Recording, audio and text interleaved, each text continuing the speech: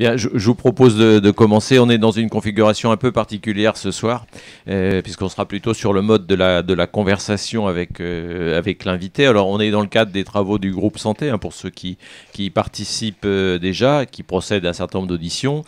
Et donc, l'invité ce soir, donc, c'est Antoine Vial, qu'on remercie d'avoir bien voulu venir de l'Aveyron jusqu'à nous. Et Antoine Vial, il est intéressant parce qu'il a publié un livre qui s'appelle Santé, le trésor menacé, que vous pouvez trouver, acheter à l'issue de la séance. Et en plus, il a eu le bon goût de le publier chez un éditeur nantais qui est bien connu, qui s'appelle La Talente. Donc, vous voyez, tout roule ce soir.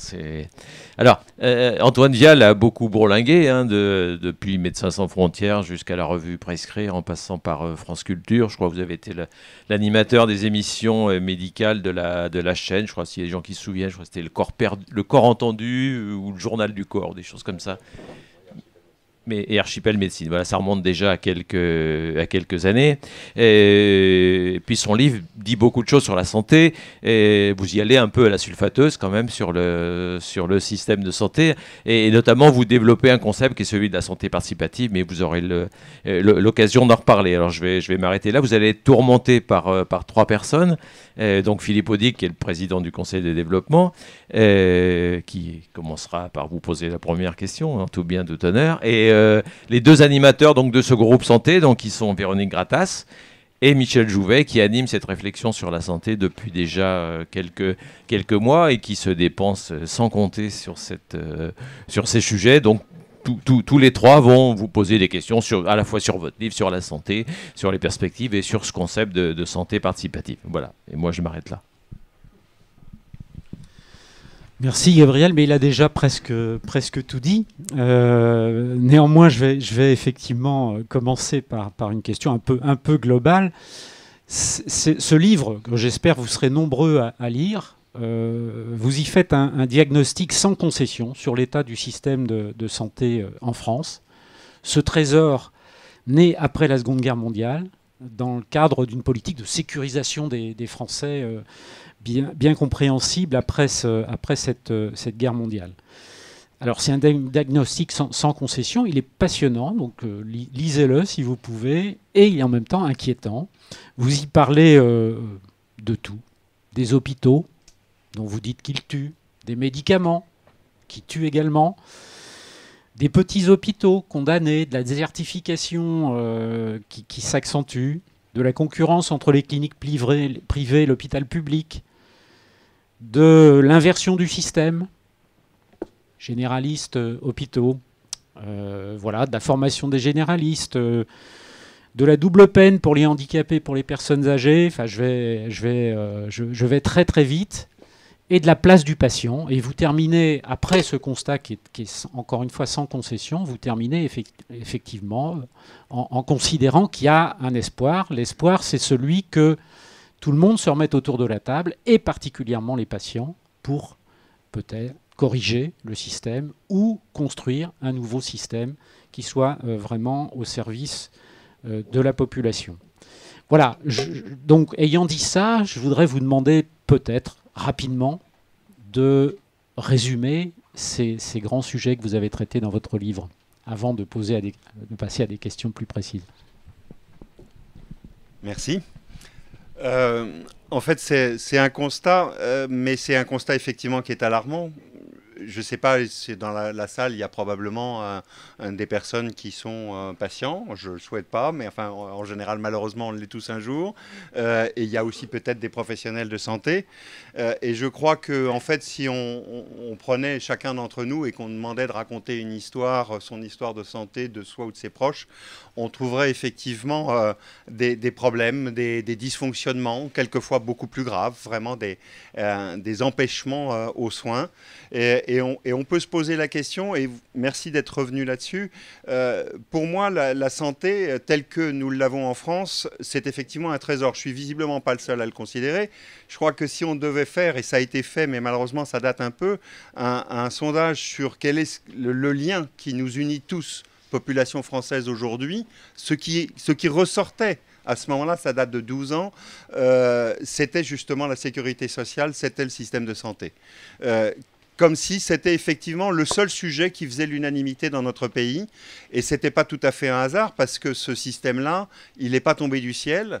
Il s'est inspiré des exemples allemands et anglais qui existaient déjà avant la guerre, mais il a été réfléchi à Londres par les membres du Conseil national de la résistance sur, en fait, 2 principes très simples, qui sont l'universalité et la solidarité. Alors évidemment, quand on a dit ça, université et solidarité circulaient. C'est vrai d'ailleurs, regardez, aujourd'hui, on peut aller à l'hôpital, chacun d'entre nous, effectivement, peut aller à l'hôpital, tellement d'ailleurs que les urgences sont engorgées régulièrement. Mais il y a donc cet accès de chacun au médecin qu'il souhaite, lorsque c'est en clientèle libérale. Et puis, une fois que j'ai dit ça, pas forcément à celui qu'il souhaite. Et on voit bien là déjà que les soins ne sont pas effectivement, l'accès aux soins n'est pas égal pour tous. Alors même que c'était un des postulats de 1948. Vraiment, cet égal accès à une médecine de qualité pour tous. Et c'est vrai que si mon constat est alarmant, je voudrais surtout pas laisser penser que je pense que c'est la fin, que c'est fini, qu'il n'y a plus d'espoir et que tout va mal. Heureusement, il y a tous les jours dans nos hôpitaux, chez les médecins et ailleurs, des gens qui se font soigner, bien soignés. Et évidemment, ce n'est pas mon propos que de dire le contraire.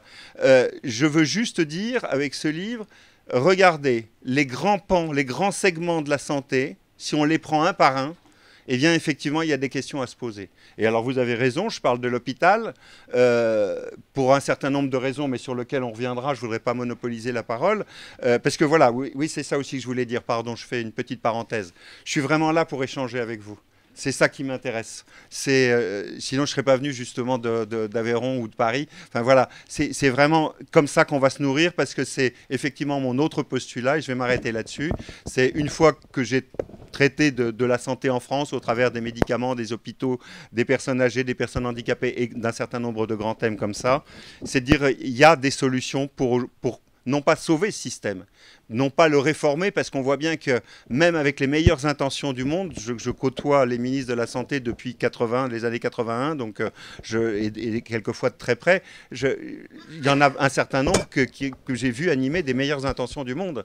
Mais le problème, c'est que les réformes aujourd'hui ne suffisent plus. Notre monde a trop changé, notre société a trop changé, à la fois, regardez nos attentes. Je parle là pour le grand public, pour la population. Les attentes ne sont pas les mêmes. Regardez pour les professionnels de santé. Les aspirations ne sont pas les mêmes. Aujourd'hui, pourquoi aller s'installer chez moi en Aveyron, dans le chef-lieu de canton, où il y a encore 3 médecins qui vont bientôt partir à la retraite, alors qu'on est un jeune médecin, qu'on vient de se marier, qu'on a une épouse ou un époux qui doit trouver aussi du travail, on doit trouver des écoles, des lycées. On doit trouver une offre culturelle, on doit trouver effectivement une certaine qualité de vie. Alors c'est vrai que l'Aveyron, il y a une qualité de vie, c'est pas moi qui veux vous dire le contraire, mais il n'y a malheureusement pas cet environnement qui répondrait aux aspirations des médecins. Et donc en fait, on voit un monde se déchirer. Je lisais là juste avant de venir le problème de la confiance. Il y a un Français sur 2 qui n'a plus confiance dans la santé. Un Français sur 2. Qui n'a plus confiance quand il va à l'hôpital, qui n'a plus confiance quand il va aux urgences, qui n'a plus confiance envers la vaccination, qui n'a plus confiance. Or, c'est pas moi qui le dis, c'est Paul Ricoeur. Il n'y a pas de santé sans confiance. Il n'y a pas de relation de soins sans confiance. Et c'est ça qui est brisé aujourd'hui. Et c'est pour ça que je pense que c'est de la discussion d'abord entre professionnels de santé et patients, d'abord ça, qu'effectivement on pourra peut-être faire naître des solutions, qu'elles soient à des niveaux locaux ou qu'elles soient au niveau national. On va se partager cette séance avec vous tous en 2 temps. Une petite heure où avec Véronique Gratas, on va vous questionner, gentiment, mais solidement quand même. Et puis 1 heure, la 2e heure, sera à vous avec vos questions. Nos questions sont assez centrées sur la réflexion que nous avons engagée. Je crois que Véronique, tout de suite, a une question à vous poser au point de départ. Alors, une question d'éclairage sur votre ouvrage. Vous évoquiez la création de la sécurité sociale en 1945 et dans votre chapitre passif ou actif, le choix de la participation, vous évoquez à un moment donné un bug et avec un rôle des syndicats. Est-ce que vous pourriez éclairer un petit peu ce qui s'est passé à ce moment-là ? Bah, en fait, la sécurité sociale, contrairement à ce que beaucoup de gens pensent, c'est pas un organisme d'État. C'est un organisme paritaire. Et même ceux qui le savent oublient souvent ce que ça veut dire. Et en fait, c'est donc et c'est tout à fait logique. On est au lendemain de la guerre. Le Parti communiste et la CGT sont vraiment des éléments déterminants pour le général de Gaulle dans la politique qu'il veut mener.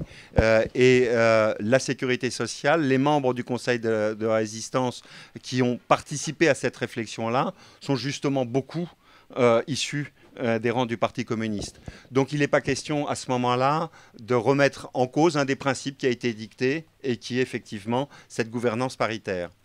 Mais en même temps, dans la tête de ceux qui vont la créer, cette sécurité sociale, il y a tout de suite de se dire, attention, il y a un bug, parce que forcément qu'un organisme paritaire avec syndicats des patrons et syndicats des salariés, il y a des moments où effectivement ça ne va pas répondre à l'objet même de ce qu'est la sécurité sociale, parce que d'autres intérêts vont venir croiser ça. Je vais vous prendre un seul exemple, malheureusement, j'en parle pas dans mon livre parce qu'il fallait faire de court, mais c'est l'informatisation des feuilles de soins.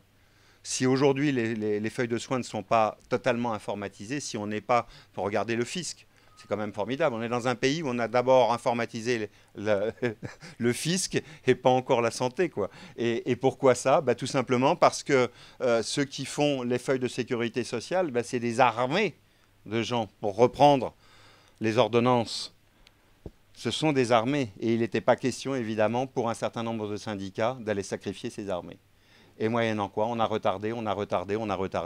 Donc, je ne pense pas que ce soit un bug que d'avoir mis, entendons-nous bien, les syndicats dans la boucle. Je pense seulement qu'effectivement, comme ceux qui l'avaient imaginé, ce système-là, il y avait effectivement dans leur esprit le fait qu'il y aurait un moment ou un autre à réfléchir à la gouvernance. Et ça pose la question de, OK, vous dites que ce n'est pas la bonne solution, c'est peut-être ça vous pourriez me dire. Bon, finalement, bon, OK, si vous dites que ce n'est pas bien le paritaire, mais alors vous proposez quoi, un organisme d'État? Et je vous répondrai certainement pas, il n'y a qu'à voir comment on fait l'État. Donc, il y a une véritable réflexion, et là, je reviens sur la participation. Ce n'est pas à moi de dire ce qu'il faudrait faire. Par contre, je pense qu'on avait trouvé effectivement un système à l'époque qui tenait bien la route, parce que les syndicats, c'était autre chose. Je veux dire, la représentation syndicale, ce n'est pas moi qui le dis. Aujourd'hui, elle est quand même très, très peu conséquente, surtout dans le privé. Et donc, effectivement, il y a un véritable problème de représentation. Nous vous interrogerons sur la démocratie participative. Avant de venir sur ce sujet, deux questions un peu directes. La première, pour vous, les handicapés subiraient une double peine et les personnes âgées une maltraitance ultime. Je reprends en les abrégeant vos propos. Pour vous, les EHPAD seraient un prélude au cimetière avec une surconsommation inefficace de médicaments, une privation du droit individuel de choisir la durée de sa vie. Est-ce que vous ne poussez pas un peu fort le propos, notamment en sous-estimant, enfin, ce dont nous avons commencé à regarder, la place des aidants dans ce dispositif qui parfois sont au bout du rouleau? Ben justement, voilà, vous avez répondu en même temps que de la même façon que j'allais le faire. Vous avez sur le diagnostic. Mais non, mais sur le diagnostic, vous avez eu cet été ces aides-soignantes de cet EHPAD qui ont dit tout haut ce que malheureusement tout le monde pense tout bas. Enfin, j'aimerais bien savoir dans la salle, il y en a combien qui ont envie de finir leur jour dans un EHPAD? Bien. Vous y allez souvent, monsieur? Vous y êtes peut-être salarié? Vous y allez souvent et vous êtes content de l'EHPAD de la personne que votre mère, votre père, j'imagine? Ben, savez, vous m'avez peut-être pas lu, parce que je ne dis pas que tout est mouroir. Bon, prenons les choses dans l'ordre. Pour moi, les EHPAD, effectivement, reposent la question, et vous avez bien dit ce que je dis, c'est la maltraitance ultime. Je ne parle donc pas de la fin de vie, je parle de la fin de vie. Je constate qu'effectivement, nous sommes 89% de Français à vouloir mourir à la maison. Je constate qu'un an avant de mourir, nous sommes 45% à ne plus être à la maison. Et quand je regarde pourquoi il y a ce gap énorme, eh bien, je m'aperçois que c'est parce qu'effectivement, on rentre dans un processus, on fait rentrer la personne âgée contre sa volonté, dans un processus qui finalement l'oblige va le mettre dans une situation où, malheureusement, il va aller en médecine interne, ce qu'on appelle gentiment la médecine interne à l'hôpital, mais qui est là justement un mouroir, et qui ne répond pas. Non mais monsieur, vous avez votre opinion, j'ai la mienne. Moi en tout cas, je continue. Je pense qu'effectivement, je n'ai pas envie d'aller dans un certain nombre de services de médecine interne que je fréquente. Non, non, bien sûr, c'est à l'hôpital. C'est là où, effectivement, on est envoyé quand on a un problème, par exemple, un col du fémur. Regardez toutes les études, entre autres... Pardon ? Oui, bien sûr. Oui, oui. Non, si on s'est effectivement brisé un col du fémur, on va effectivement pas directement en EHPAD. Vous avez tout à fait raison, on va effectivement, vous l'avez dit. Bon, on va arrêter ce colloque. Non, mais nous ne sommes pas visiblement d'accord. Tant mieux, ça veut dire... Non, mais je vais vous dire, tant mieux, ça veut dire que vous êtes content pour la personne que vous entourez de la situation que vous avez trouvée. Mais tant mieux, mais moi je voudrais qu'on soit tous comme ça. C'est ça mon but. Donc je suis ravi. Ça veut dire, et c'est vraiment pas mon propos que de dire que toutes les EHPAD, c'est vraiment le dernier endroit où aller. Ça veut seulement dire qu'effectivement, les EHPAD où moi j'ai été lecteur bénévole, puisqu'on va parler directement et franc, j'ai été lecteur bénévole, et bien très honnêtement, au bout de 3 ans, j'en suis parti, mais affolé. Et depuis, malheureusement, il y a un certain nombre d'études qui sont sorties, entre autres sur la médication dans les EHPAD. Vous êtes à 5,3 psychotropes par jour, par personne. 5,3 psychotropes. Si vous me trouvez un seul pharmacologue au monde capable de vous dire ce que fait l'effet cumulé d'interactions médicamenteuses de 5,3 psychotropes par jour, eh bien, vraiment, vous nous rendrez à tous un grand service si vous pouvez nous le faire connaître. Donc non, franchement, malheureusement, il y a quelques raisons d'être inquiet sur les EHPAD. On pourra revenir dans les questions que vous poserez dans la deuxième partie sur cette question, si vous souhaitez l'approfondir ou émettre d'autres points de vue. Une question pour poursuivre notre questionnement, puis vous laisser très très vite la parole. Il y a les personnes handicapées, merci parce que c'est... Ben, j'allais justement, mais merci alors, monsieur, voilà. Pardon, on a été tous les deux vite. Allez-y. Ouais, la double peine. Alors bon... Là, il faut que je joue carte sur table, sinon c'est pas intéressant de débattre ensemble.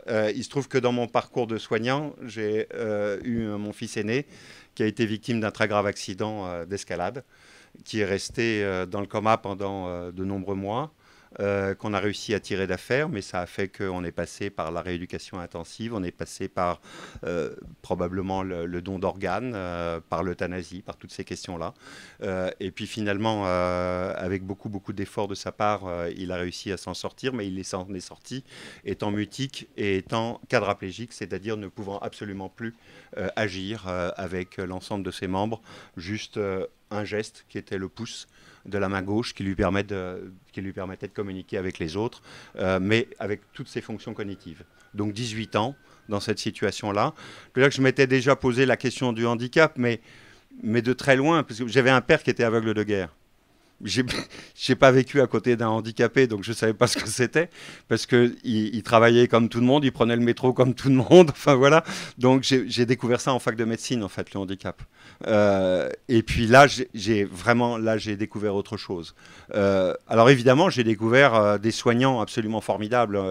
Encore une fois, c'est pas mon propos que de dire que tout va mal. J'ai découvert des soignants formidables, mais n'empêche qu'au bout du compte, force est de reconnaître que, par exemple, mon fils est mort justement de ces petits dysfonctionnements dont je parle. Alors, il n'y a pas du tout, et vous ne trouverez absolument pas dans mon livre, de la rancœur et quoi que ce soit, et même cette histoire-là, je ne la raconte pas. Il n'y a pas à la raconter, c'est quelque chose qui me touche moi, qui nous touche nous, mais qui n'est pas intéressant en tant que révélateur de... Par contre, ce que ça dit de l'ensemble d'un parcours qui a duré 12 ans quand même, puisque maintenant il est décédé, ça dit qu'effectivement, la personne handicapée est dans un enfermement. Je vais vous prendre un exemple. Si vous voulez, qu'est-ce que je vais prendre comme exemple ? Je vais prendre l'exemple d'un tuyau. Un tuyau. Vous voyez, un tuyau de plomberie, section 4-5 sur 20 cm. Je vais chez mon plombier ou chez Brico Dépôt, j'achète mon truc, ça va me coûter 1,50 €. Si je vais chez le fournisseur de matériel pour personnes handicapées, je vais le payer 10 fois plus cher. Et je vais prendre un exemple, le téléphone. Je ne sais pas si vous êtes allé déjà chez les grands fabricants de téléphones et que vous demandez un téléphone pour votre vieux papa ou votre vieille maman ou pour vous-même. Et alors là, on va vous présenter un truc qui va coûter beaucoup plus cher et puis qui va ne pas répondre à l'ensemble. Tout d'un coup, il va y avoir beaucoup moins d'applications. On a fait les tests. Hein. Vraiment, on descend en nombre d'applications. C'est-à-dire que c'est plus cher, mais on en a beaucoup moins. Regardez un fauteuil électrique, le prix que ça coûte, le reste à charge que ça provoque pour les personnes est un truc qui pose problème. Et quand on démonte le prix effectivement de ces aides techniques pour les personnes handicapées et ou pour les personnes âgées, eh bien, on s'aperçoit qu'effectivement, on est sur des marchés contraints. Comme en général, ces dispositifs-là sont remboursés par la sécurité sociale, évidemment qu'on a réintégrer le remboursement de la sécurité sociale dans le prix et qu'évidemment les prix sont dans ces cas-là beaucoup plus chers. Mais en tout cas, ils ne correspondent pas au marché. Je vais vous donner un seul exemple, ça a été pour mon fils, donc ça tombe bien que j'en ai parlé. Dans l'ensemble de son parcours, il va justement dans un centre de rééducation à Hendaye. Et à Hendaye, on découvre un truc qu'on n'avait pas vu à Garches, qu'on n'avait vu nulle part avant, qui est des rails de transfert. Vous avez peut-être déjà vu ça. Ça permet, c'est un rail qui peut aller dans la chambre jusqu'au cabinet de toilette, par exemple, et qui permet de mettre la personne dans une nacelle, c'est confortable, et d'aller sous la douche, d'aller dans son fauteuil, et de faire donc tous ces transferts. Je trouve ça, avec mon fils, on se dit, mais c'est vraiment très bien ce truc-là. Retour à la maison en Aveyron. 3 clics, qui fabrique ce truc-là, on va en installer tout de suite à la maison. Très bien. Et résultat, les gens viennent. Budget de l'opération à l'époque, on était encore en francs, 11 000, globalement 11 000 et un petit peu moins de 10 000 francs. Je m'adresse à la MDPH, la Maison départementale des personnes handicapées. Je leur dis, voilà, je voudrais ça, combien on est remboursé? 359 €. On va attendre un peu, tant pis, on continuera de faire les transferts à la main. Alors que pour le personnel, pour les aidants dont vous avez parlé, c'est évident que c'est, pour la personne elle-même, enfin bon, c'est évident que c'est notoirement beaucoup plus agréable pour tout le monde. Beaucoup moins de dorsalgie, par exemple, chez le personnel. Donc, c'est même bien pour ceux qui ne voient que l'aspect financier des choses. Mais bon, cet esprit-là. Et mon fils était très sportif et il avait des potes, entre autres agriculteurs, autour de la maison et donc qui viennent à la maison pour tchatcher un peu avec lui, etc. Et puis on parle de ce rail de transfert et ils me disent « Mais t'es couillon, tu vas voir Panissal, là, le ferrailleur, là, il va te fabriquer ça en 2 temps 3 mouvements et puis tu mets un palan et puis hop !» Alors on a fait ça. Panissal m'a dit je te fais pas de facture parce que je veux pas avoir de responsabilité d'assurance donc pas d'accord, ok. Mais il a quand même mis une charge de 1200 kilos, je sais pas quoi, enfin un truc parce qu'il voulait surtout pas éviter, enfin voilà, et ça nous a coûté l'équivalent de 1000 francs. Voilà. Et quand vous dites ça à un ministre, quand vous dites ça à une personne qui est chargée justement du handicap en France, et que vous lui dites qu'il y a peut-être une filière industrielle en plus. Et il y a peut-être un problème quand même, parce que j'ai cherché à comprendre ce prix de 10 000 par rapport à 1000. Et je me suis retourné, parce qu'à l'époque, en plus de ça, je travaillais pour le ministère des Finances, c'était facile. Et donc, je me suis retourné vers les fabricants, alors deux étrangers, un Allemand et un Suédois, qui m'ont dit « Ah ben oui, mais c'est les normes. C'est les normes. Vous ne vous rendez pas compte, mais il faut qu'on assure tout, etc. etc. » Donc voilà, c'est pour ça que un rail en fer reste un rail en fer, et même si on met les normes avec les poids, les machins, etc., on a du mal à comprendre ce différentiel de 10. Donc voilà pourquoi effectivement je parlais de cet enfermement, parce qu'évidemment derrière tout ça, ça fait qu'on ne voit pas de personnes handicapées dans les rues, sauf dans 2 villes, j'en parle dans mon livre. Alors je n'habite pas à Nantes, je ne connais pas Nantes, je n'ai pas été à Nantes avec mon fils, mais ce que je sais c'est que a priori à Nantes et à Grenoble, on se porte mieux quand on est en fauteuil roulant que quand on est à Paris, par exemple. C'est vrai que je ne suis pas très gentil avec Paris, mais il n'y a pas de quoi être gentil. Bien, on va continuer notre questionnement, mais si vous souhaitez approfondir ça dans le deuxième temps, gardez vos questions, on y reviendra. Notre objectif, c'est d'essayer de survoler très très vite les aspects... Non, du tout, au contraire, vous êtes parfait. C'est de survoler un petit peu quelques questions, et puis après, vous aurez le soin de les approfondir ou d'en poser d'autres. Dans votre ouvrage, vous traitez d'Internet. C'est un sujet qu'on a commencé, nous aussi, à aborder. Vous dites que Internet, c'est une réelle mutation dans les relations patient-malade. Vous dites quand même encore à l'heure du néolithique. Vous dites Google gère 30 millions de requêtes santé par jour. Mais pour vous, Google serait à la fois Mr. Hyde et Dr. Jekyll. C'est à la fois pour vous la première régie publicitaire mondiale de santé, mais aussi peut-être les prémices d'une nouvelle offre de santé. Vous ne vous prononcez pas sur ce sujet, d'où la question sur cette mutation. Dr. Jekyll pourrait-il demain supplanter Mr. Hyde? Ce qui est certain, c'est que pour parler de Google, Google est en train de tisser une toile, ça tombe bien, on est sur Internet, qui représente un système de santé intégral. J'ai pris Google, vous en prenez d'autres également, mais oui, c'est le principal. Hein. Google va plus loin que tous les autres parce que tout simplement, Google, en amont, a les requêtes, les fameuses 100 millions de requêtes jour sur la santé. Et donc, grâce à ces requêtes, Google a un avantage par rapport à tous les autres, c'est qu'il acquiert une matière. Il faut savoir quand on utilise Google, mais aussi Gmail. Moi, je me suis attrapé quelquefois avec des copains médecins qui se servaient d'une messagerie Gmail pour communiquer avec leurs patients, imagerie avec, et on va dire, mais tu es au courant que ça part directement chez Google et que, bon, arrête tes conneries, tu crois qu'ils ont le temps de me lire. Je dis, mais relis juste le contrat qui te lie à partir du moment où tu utilises Gmail. C'est juste écrit. Nous avons accès et nous allons nous servir évidemment pour votre bien, hein, pour vous fournir des informations encore plus précises. Mais c'est écrit. Donc, Google et les grands, alors Facebook, etc., tout ça, incontestablement, va impacter. On le voit déjà en consultation. Je veux dire, quand je parle d'un tiers qui s'est introduit dans la relation singulière et dans le colloque singulier avec le patient et entre le patient et le médecin, c'est vraiment de ça dont il s'agit, parce qu'on en est encore effectivement au balbutiement, au néolithique, si vous voulez. C'est ce côté, effectivement, j'arrive parce que j'ai mal, que je considère qu'effectivement, vous, en face, vous avez une compétence, mais j'estime aussi avoir une compétence. Et d'ailleurs, je me suis renseigné parce que je suis aussi quelqu'un de responsable, je suis co-acteur de ma santé, et donc, voilà, je viens avec quelque chose. Le problème, c'est qu'on a devant 2/3 des professionnels de santé, des médecins, qui ne sont pas favorables à ça, et qui trouvent que, finalement, c'est un emmerdement maximum que d'avoir un truc, là, qu'on vous balance sur le truc. Alors, évidemment, c'est vrai que quand on vous balance un truc qui est juste complètement loufoque, type information Doctissimo, bon, une fois, 2 fois, 3 fois, mais au bout de la journée, je comprends très bien des copains qui disent ras-le-bol, quoi.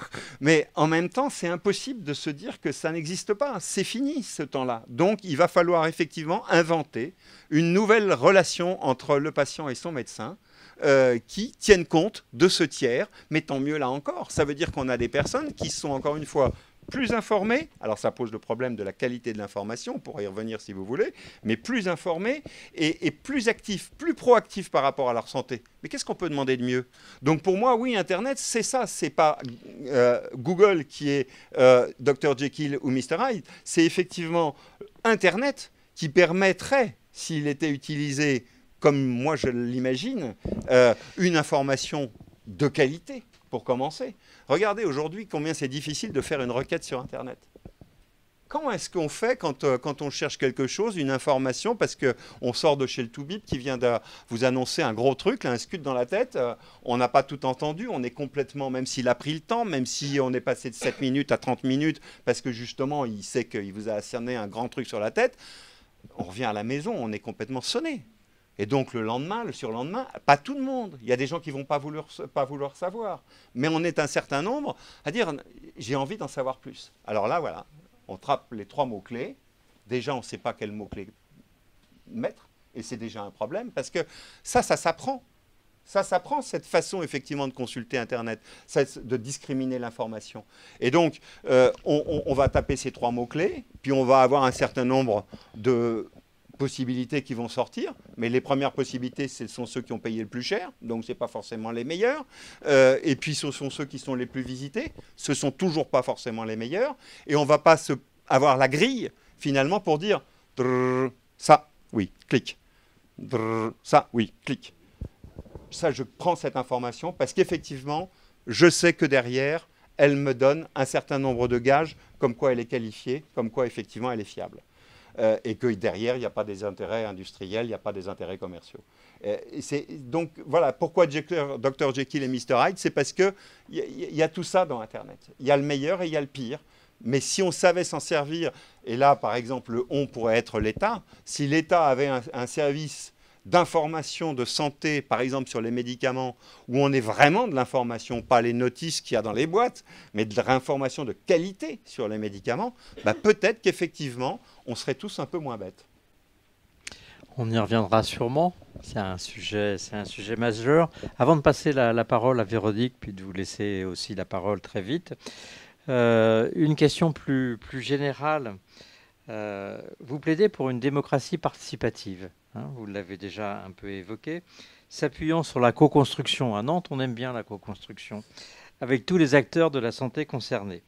Les patients n'y seraient pas seulement écoutés, mais ils seraient également acteurs, avec les autres personnes concernées de la santé, acteurs des solutions qui les concernent. Vous appuyez ceci sur quelques expériences innovantes.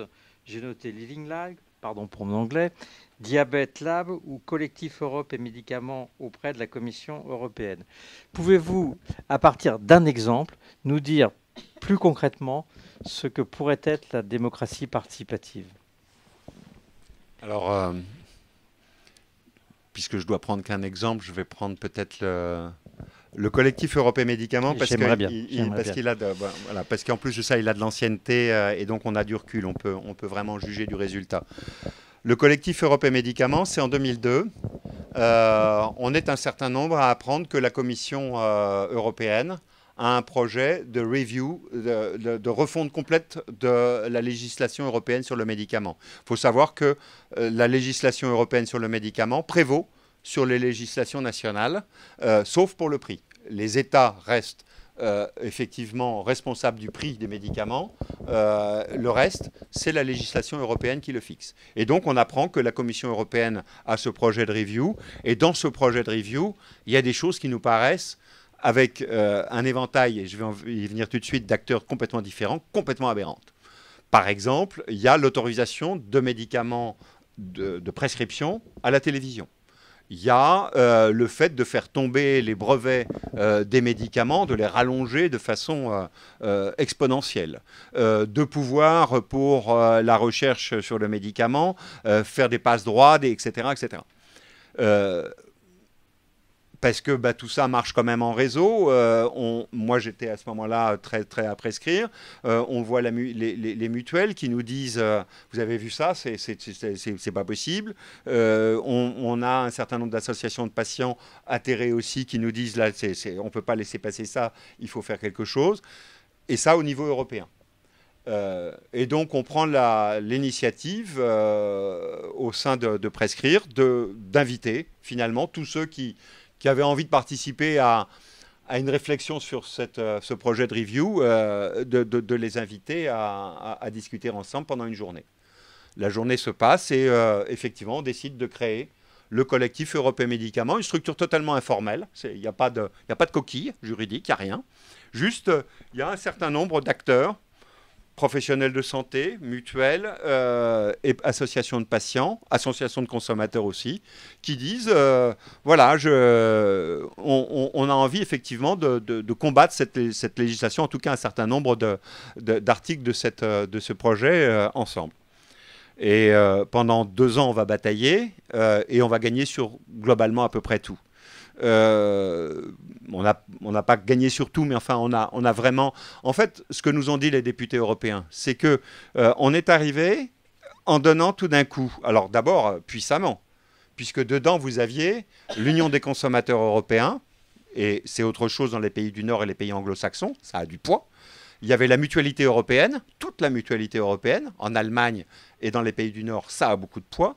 Il y avait un certain nombre d'organisations professionnelles de santé. Enfin bref, c'était solide. Et donc, les députés nous disaient, en fait, c'est formidable parce que vous nous apportez un autre son de cloche.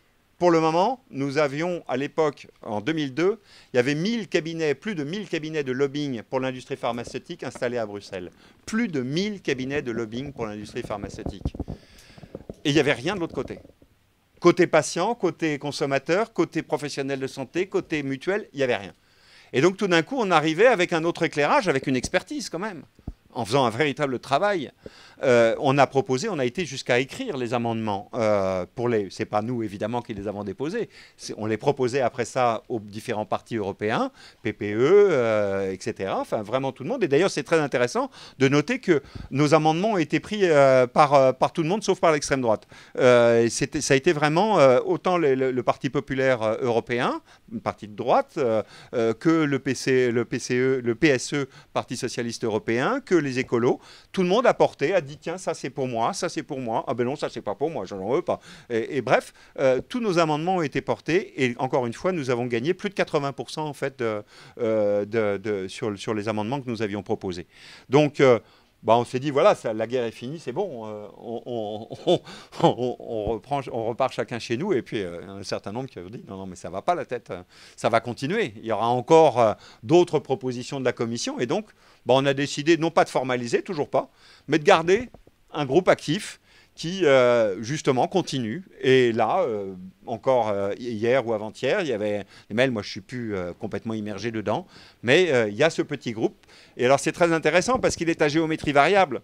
Vous avez un certain nombre, finalement, d'acteurs un peu forts dedans qui vont donner un peu de possibilités. Il y a du temps personne, tout simplement, de ressources humaines, techniques. Par exemple, on a un tiers-temps de pharmacien de la mutualité française. C'est pas rien. On a presque un plein temps à prescrire. Enfin, voilà, il y a comme ça un certain nombre de ressources qui sont amenées par les différents partenaires et qui permettent à la fois de faire une veille sur tout ce qui se passe au niveau de la santé au niveau européen, particulièrement des médicaments, puisque c'est le collectif européen médicaments, et qui, une fois cette veille passée, tirer la sonnette d'alarme en disant attention, là, sur les médicaments orphelins, il y a une menace.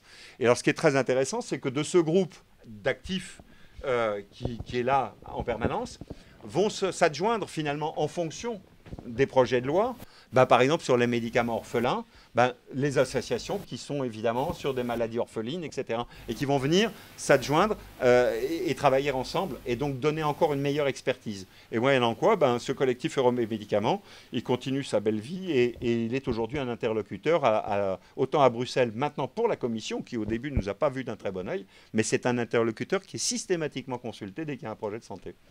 Et est-ce que du coup il a la structure d'un Living Lab ? Moi, je pense que c'est un Living Lab, dans le sens où c'est exactement... Alors, il n'a pas la structure, il n'a pas l'organisation. Living Lab, pour oui, moi qui ne suis pas... Voilà, oui, pardon. Alors, Living Lab, désolé, on n'a pas trouvé de mots de traduction. On pourrait faire laboratoire vivant, mais ce n'est pas ça. C'est quoi un Living Lab ? En fait, ça part d'un principe tout simple, c'est qu'on est toujours plus intelligent à réfléchir à plusieurs que seul. C'est bêta, mais c'est un peu ça. Alors, j'ai un exemple pour ça, c'est celui du fauteuil roulant. Je prends un fauteuil roulant le fauteuil roulant, il a été créé pour la Première Guerre mondiale, globalement.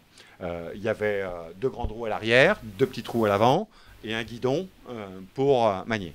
Vous aurez remarqué comme moi que le fauteuil roulant n'a pas beaucoup évolué depuis 1914, puisqu'il y a toujours 2 grandes roues arrière, etc. Et qu'il est toujours aussi impratique pour mettre dans une voiture, qu'il ne roule que sur des trucs... et encore, là, je vois, il y a du pavé, c'est pas marrant du tout de rouler en pavé. Ça fait toc, toc, toc, toc. Allez vous asseoir dans un truc comme ça pendant des heures, vous allez voir, c'est pas marrant du tout. Etc., etc. Et alors, un des trucs que quand je fais des conférences, quelquefois, je demande justement à ce qu'il y ait un fauteuil roulant, et en disant on va reconstruire ensemble le fauteuil roulant. Et en fait, c'est très simple parce qu'on a tous des idées. Parce que plus ou moins, alors bon, il y en a qui n'ont peut-être aucune idée, mais il y en a qui ont vu tout simplement, tiens, il pleuvait l'autre jour, j'ai vu le pauvre, il attendait son taxi, il était sous la flotte, mais on ne pourrait pas mettre un parapluie là sur le... Ce serait compliqué de mettre un truc. Ce serait vraiment... c'est un truc absurde. Et puis, c'est qui déjà les gens qui sont dans les fauteuils roulants ? C'est les personnes âgées et les personnes handicapées, oui. Et ils ont quoi, entre autres, comme symptômes, comme problème ? Ils ont, entre autres, le fait que, quelquefois, ils ont des problèmes pour s'orienter, des désorientations, de mémoire. Dis donc, mais alors c'est marrant, on a tous dans nos téléphones un GPS, on en a tous dans nos voitures, mais il n'y en a pas sur sur les fauteuils roulants. C'est bizarre, ça. Vous voyez, quand je vous parlais de l'enfermement tout à l'heure des personnes handicapées, ben voilà, une démonstration. C'est exactement ça, ce que je veux dire. C'est qu'effectivement, ce qu'on fait pour nous, on n'est pas capable de le faire pour nos anciens, on n'est pas capable de le faire pour les personnes handicapées. C'est quand même alors que c'est eux qui en ont le plus besoin. Et donc, c'est la participation, c'est ça, c'est de dire, finalement, alors bon, là, j'étais un peu démago en disant, on va reconstruire. Mais si vous prenez une assemblée de personnes qui ont, non pas le derrière, comme mes copains en ortho l'ont dit au début en me disant, mais attends, tu crois qu'on s'est jamais assis dans un fauteuil roulant? Je dis, non, tu t'es jamais assis dans un fauteuil roulant. Jamais. Jamais. C'est pas vrai. Ah, tu peux pas dire ça. Tu t'es jamais assis dans un fauteuil roulant parce que tu y as jamais passé 24 heures. Le jour où tu auras passé 24 heures, tu commenceras à me parler du fauteuil roulant. Le jour où tu te seras fait traîner par ta nana dans les allées, dans les squares, etc., tu viendras me parler du fauteuil roulant. Avant ça, tu m'en parles pas, parce que tu n'as pas de légitimité à m'en parler. Toi, tu as une légitimité, tu as une compétence, tu es un médecin de médecine physique et de rééducation. Et c'est une compétence très importante, j'en ai besoin. Mais je n'ai pas besoin que de ça, j'ai besoin aussi à côté de celle qui effectivement pousse le fauteuil, et qui dit, mais attends, c'est normal, il fait beau aujourd'hui, on a envie d'aller au square, alors on va au square, puis ben, c'est marrant, mais on n'est pas les seuls à avoir eu cette idée-là. Alors on est nombreux, alors on cherche un fauteuil, un siège, ah ben, il n'y en a pas. Alors on se retrouve comme ça va bien, oui, ah ben, c'est vachement bien pour communiquer. Et on ne peut pas installer un strapontin, c'est compliqué d'installer. Et quand vous parlez de ça aux techniciens qui fabriquent les fauteuils, ils vous disent, mais oui, mais pourquoi on ne nous le dit pas? Ben, pourquoi on ne nous le dit pas? Parce que vous n'avez peut-être pas demandé. Et donc voilà, ce que je propose, c'est que sur des questions qui sont des questions sur des objets techniques, mais qui sont aussi sur des axes politiques, et vous en êtes exactement la représentation ici, c'est qu'effectivement, on noue cette relation, mais de travail, avec de la méthode. C'est pas juste, allez, chic, on va tous travailler ensemble. C'est, on va se donner les moyens, effectivement, de concevoir, à la fois au niveau global, notre système et de le changer pour qu'il corresponde à nos attentes, mais en même temps, au niveau macro, effectivement, de pouvoir m'aider à gérer ma santé telle que j'ai envie de la gérer, c'est-à-dire en étant co-acteur de cette santé. Merci. Deux questions, Une je question crois, et sur, puis on vous passe ouais. la parole. Une question sur la tarification des soins à l'hôpital. On a reçu dans le cadre du conseil Nathalie Angeli-Algan, qui est économiste de la santé à la fac de médecine. Elle nous a apporté un certain nombre de développements sur les réformes en cours à ce niveau-là. Et elle a publié un article avec d'autres qui faisait la promotion du passage à la tarification à l'activité pour aller vers une tarification au parcours de santé. Alors, est-ce que vous avez un avis sur la question et finalement, est-ce que vous avez été de près ou de loin interpellé par ces leaders de réforme sur la tarification du soin? C'est une question essentielle. Alors désolé, ça a l'air comme ça technique, ça ne l'est pas du tout. C'est comment est-ce que je rémunère un acte de soin? Moi, État, comment est-ce que je rémunère ça? Ça vaut quoi un acte de soin? Alors bon, on voit bien tout de suite, on a deux médecines en France. On a une médecine libérale et puis on a une médecine hospitalière publique et privée. Donc on voit bien que déjà, c'est pas simple. Alors prenons déjà les hôpitaux. Les hôpitaux, avant ça, ils avaient une dotation globale, c'est-à-dire ici à Nantes, tous les ans, on disait, bon, ben, l'hôpital, le CHU de Nantes, allez, 4 milliards. Ça devait être à peu près... le fonctionnement, ça devait être à peu près ça. Je connais pas Non, pas du tout. Combien? 750 millions aujourd'hui? Non, à l'époque? D'accord. Bon, alors autant pour moi, je pensais que c'était plus important que ça. C'est pas un gros CHU, pardon. Alors voilà, moi j'étais sur effectivement un chiffre d'un grand CHU, d'un gros CHU. Et donc, on avait une dotation globale. Donc, tous les ans, on touchait les 750 millions. Et puis on pouvait dire, oui, mais j'ai besoin cette année d'acheter un scanner. Bon, ok, alors éventuellement, ça se discutait. Et éventuellement, on pouvait acheter le scanner ou alors on pouvait l'acheter l'année d'après. C'était le principe. Et on a pris exemple sur un certain nombre d'autres pays qui avaient mis en place une tarification à l'acte en disant finalement, c'est comme pour un plombier, il y a un acte qui quelquefois demande un certain nombre de ressources techniques. Ça peut être de l'imagerie, ça peut être de la biologie, ça peut être des médicaments.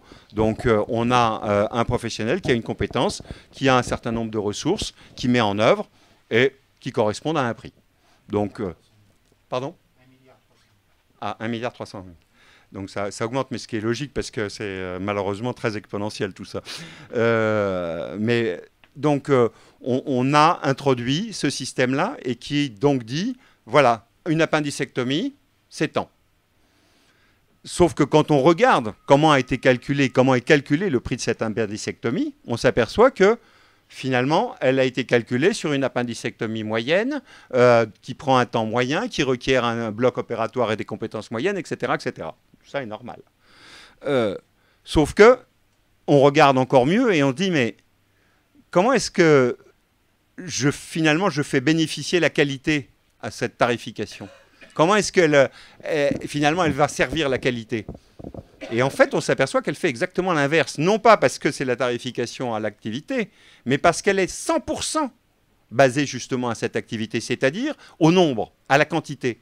Plus je fais d'actes, si je suis chirurgien, plus je suis payé.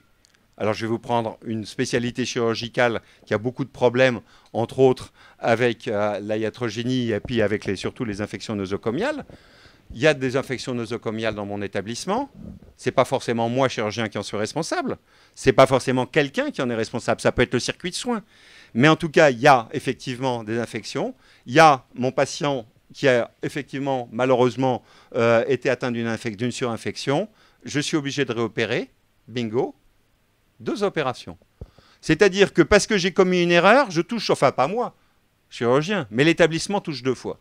Donc on voit bien que finalement, il y a une perversité de ce système à partir du moment où il est 100% à l'activité. Et donc il ne s'agit pas de dire qu'il faudrait revenir à la dotation d'avant, parce que c'est vraiment quelque chose qui est un poison à l'innovation, on l'avait démontré vraiment bien, mais par contre, il s'agit de réfléchir là encore ensemble en disant comment est-ce qu'on peut faire comme un certain nombre de pays, on est les seuls à avoir fait le 100% de l'activité, la T2A à 100%. Tous les autres pays du monde, tous les autres pays, il y a en Allemagne, aux États-Unis, même aux États-Unis, qu'on considère comme le diable vraiment à chaque fois, même aux États-Unis, ils ont réintroduit la qualité dans leurs critères d'évaluation de la tarification de l'acte de soins. Donc, je crois que vraiment, c'est une chose très importante. De la même façon, je serai beaucoup plus court sur l'exercice libéral et le paiement à l'acte. Le paiement à l'acte, il va bien pour un certain nombre de choses. Mais est-ce que c'est le meilleur système, et c'est juste une question, est-ce que c'est le meilleur système pour faire justement soutenir le parcours de soins? Est-ce que c'est normal qu'à partir du moment où je prends un patient en charge et que je vais, par exemple, sur un parcours pour arrêter de fumer, est-ce que c'est normal qu'il y ait ce rapport effectivement qui soit remis alors que là encore, je n'ai pas de rétribution à la qualité? Rien ne fait que si j'obtiens des résultats ou si je n'en obtiens pas, je serai mieux ou plus mal payé. Allez, une petite dernière question et après c'est à vous. Oui, dans le Monde a titré là il n'y a pas très longtemps un article qui posait la question de l'émergence des pères aidants dans les hôpitaux.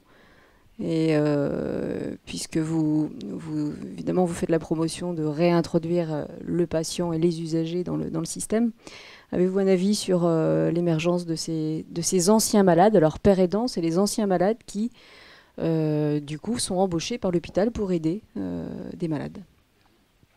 Ben oui, parce que comme on n'a plus de temps pour faire du soin global, c'est-à-dire vraiment prendre soin, voilà, il faut effectivement faire appel à...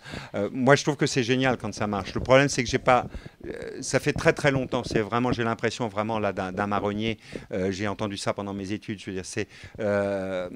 en France, on n'a pas dans les hôpitaux, comme on a par exemple dans les pays anglo-saxons, vous avez dans les pays anglo-saxons, il faut aller dans les hôpitaux. Vous avez effectivement un groupe de bénévoles, Coast Guard, qui sont là et qui sont extrêmement présents, qui vont vous soutenir, qui, si vous n'avez pas de famille, enfin, qui vont être extrêmement présents. Alors, il s'agit de reproduire ça en France. Est-ce que c'est possible? Est-ce que c'est pas faisable? Je n'en sais rien. Ce que je sais, c'est que, par contre, ce que ça montre par derrière, c'est l'expertise que peut effectivement prendre le patient sur sa maladie. On le voit bien hein, dans les maladies chroniques, c'est les diabétiques qui nous l'ont montré en premier, et puis les gens atteints du VIH aussi.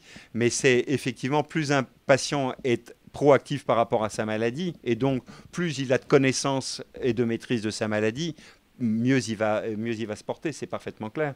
Donc cette relation-là, elle doit se construire effectivement, et c'est vrai que utiliser des personnes qui ont déjà connu, qui ont eu l'expérience d'eux, c'est pas du tout inintéressant. C'est plus une question que je me pose de faisabilité. Mais pourquoi pas? On le voit émerger, par exemple, je parlais du diabète, on a maintenant les diabètes experts. Les diabètes experts sont des patients qui ont le diabète depuis un certain temps et qui, justement, vont apporter un savoir qui n'est pas le savoir académique des médecins, mais qui est un autre savoir auprès des malades et qui vont effectivement les aider à parcourir et à comprendre leur maladie, à vivre avec, etc. Un grand merci pour vos propos courts, incisifs, interpellants. On vous l'avait promis, maintenant c'est à vous la parole. On respecte tout à fait notre timing, sauf si notre président ou notre directeur général ont une question plus particulière à vous poser. D'abord à vous. Bonsoir, conseil de développement et représentante des usagers. Merci. Je n'ai pas encore lu votre livre, mais je le lirai certainement. Je ne vais pas dire beaucoup de choses, juste que la santé va très mal. La santé va très mal et plus elle va mal, plus on en parle. Donc il y a peut-être un espoir, hein, soyons optimistes. Je voudrais aussi... vous avez parlé du patient expert, du patient ressource. Je crois qu'il ne faut pas non plus tout demander aux patients, même s'ils ont l'expertise. C'est un peu facile de s'appuyer sur les bénévoles et on le fait de plus en plus. Un patient expert ou un patient ressource en éducation thérapeutique, c'est parfait. Il peut aider les autres patients, mais de là à les utiliser, entre guillemets, ça commence à bien faire. Voilà. Merci. Je partage complètement votre point de vue. D'autres intervenants? Alain Lehenaf, conseiller développement également. Alors, moi, je ferai une remarque qui est celle d'un usager potentiel du monde de la santé. Le docteur Knock disait que tout être bien portant est un malade qui s'ignore, donc je suis un malade qui s'ignore. Donc, en vous écoutant, je suis un peu perplexe parce que quand j'ai lu la presse, quand j'écoute certains personnages, on dit que le système de santé français est l'un des meilleurs du monde. En vous écoutant, ce serait plutôt un peu l'inverse. Alors, est-ce qu'il n'y a pas lieu de temporiser un peu ce que vous dites là en la matière? Ça, c'est la première question que je vous pose. Deuxième constat, quand vous dites que le système santé français est financé dans le milieu hospitalier à 100% par la T2A, écoutez, je crois qu'il y a des secteurs qui ne sont pas financés par la T2A, et pour être un peu technique, je prends le SSR, je prends la psy, etc., etc. Donc là aussi, je temporiserai quelque peu vos propos. Mais c'est un débat un peu de spécialiste, je quitte. Donc, pourquoi, moi, simple citoyen français, je dois considérer que le système actuel français est plutôt négatif que positif? Alors là encore, c'est pas moi qui le dis, hein. L'OMS et les grands classements mondiaux, on a été effectivement dans les années 2000, 2002 très précisément, l'OMS avait mis une belle étoile sur le système de santé français en disant qu'effectivement sur l'ensemble des paramètres qui étaient regardés, le système français était un des meilleurs du monde. Malheureusement, c'était en 2002 et depuis, les choses ont changé et on a disparu des radars des 5 premiers. Ça, c'est pour le classement OMS et de la même façon pour le classement, je cherche le nom de l'organisme, mais il va me revenir, j'espère. Mais il y a effectivement, et puis alors on va prendre des indicateurs qui sont des indicateurs qui ne sont pas ceux d'Antoine Vial ou de je ne sais qui.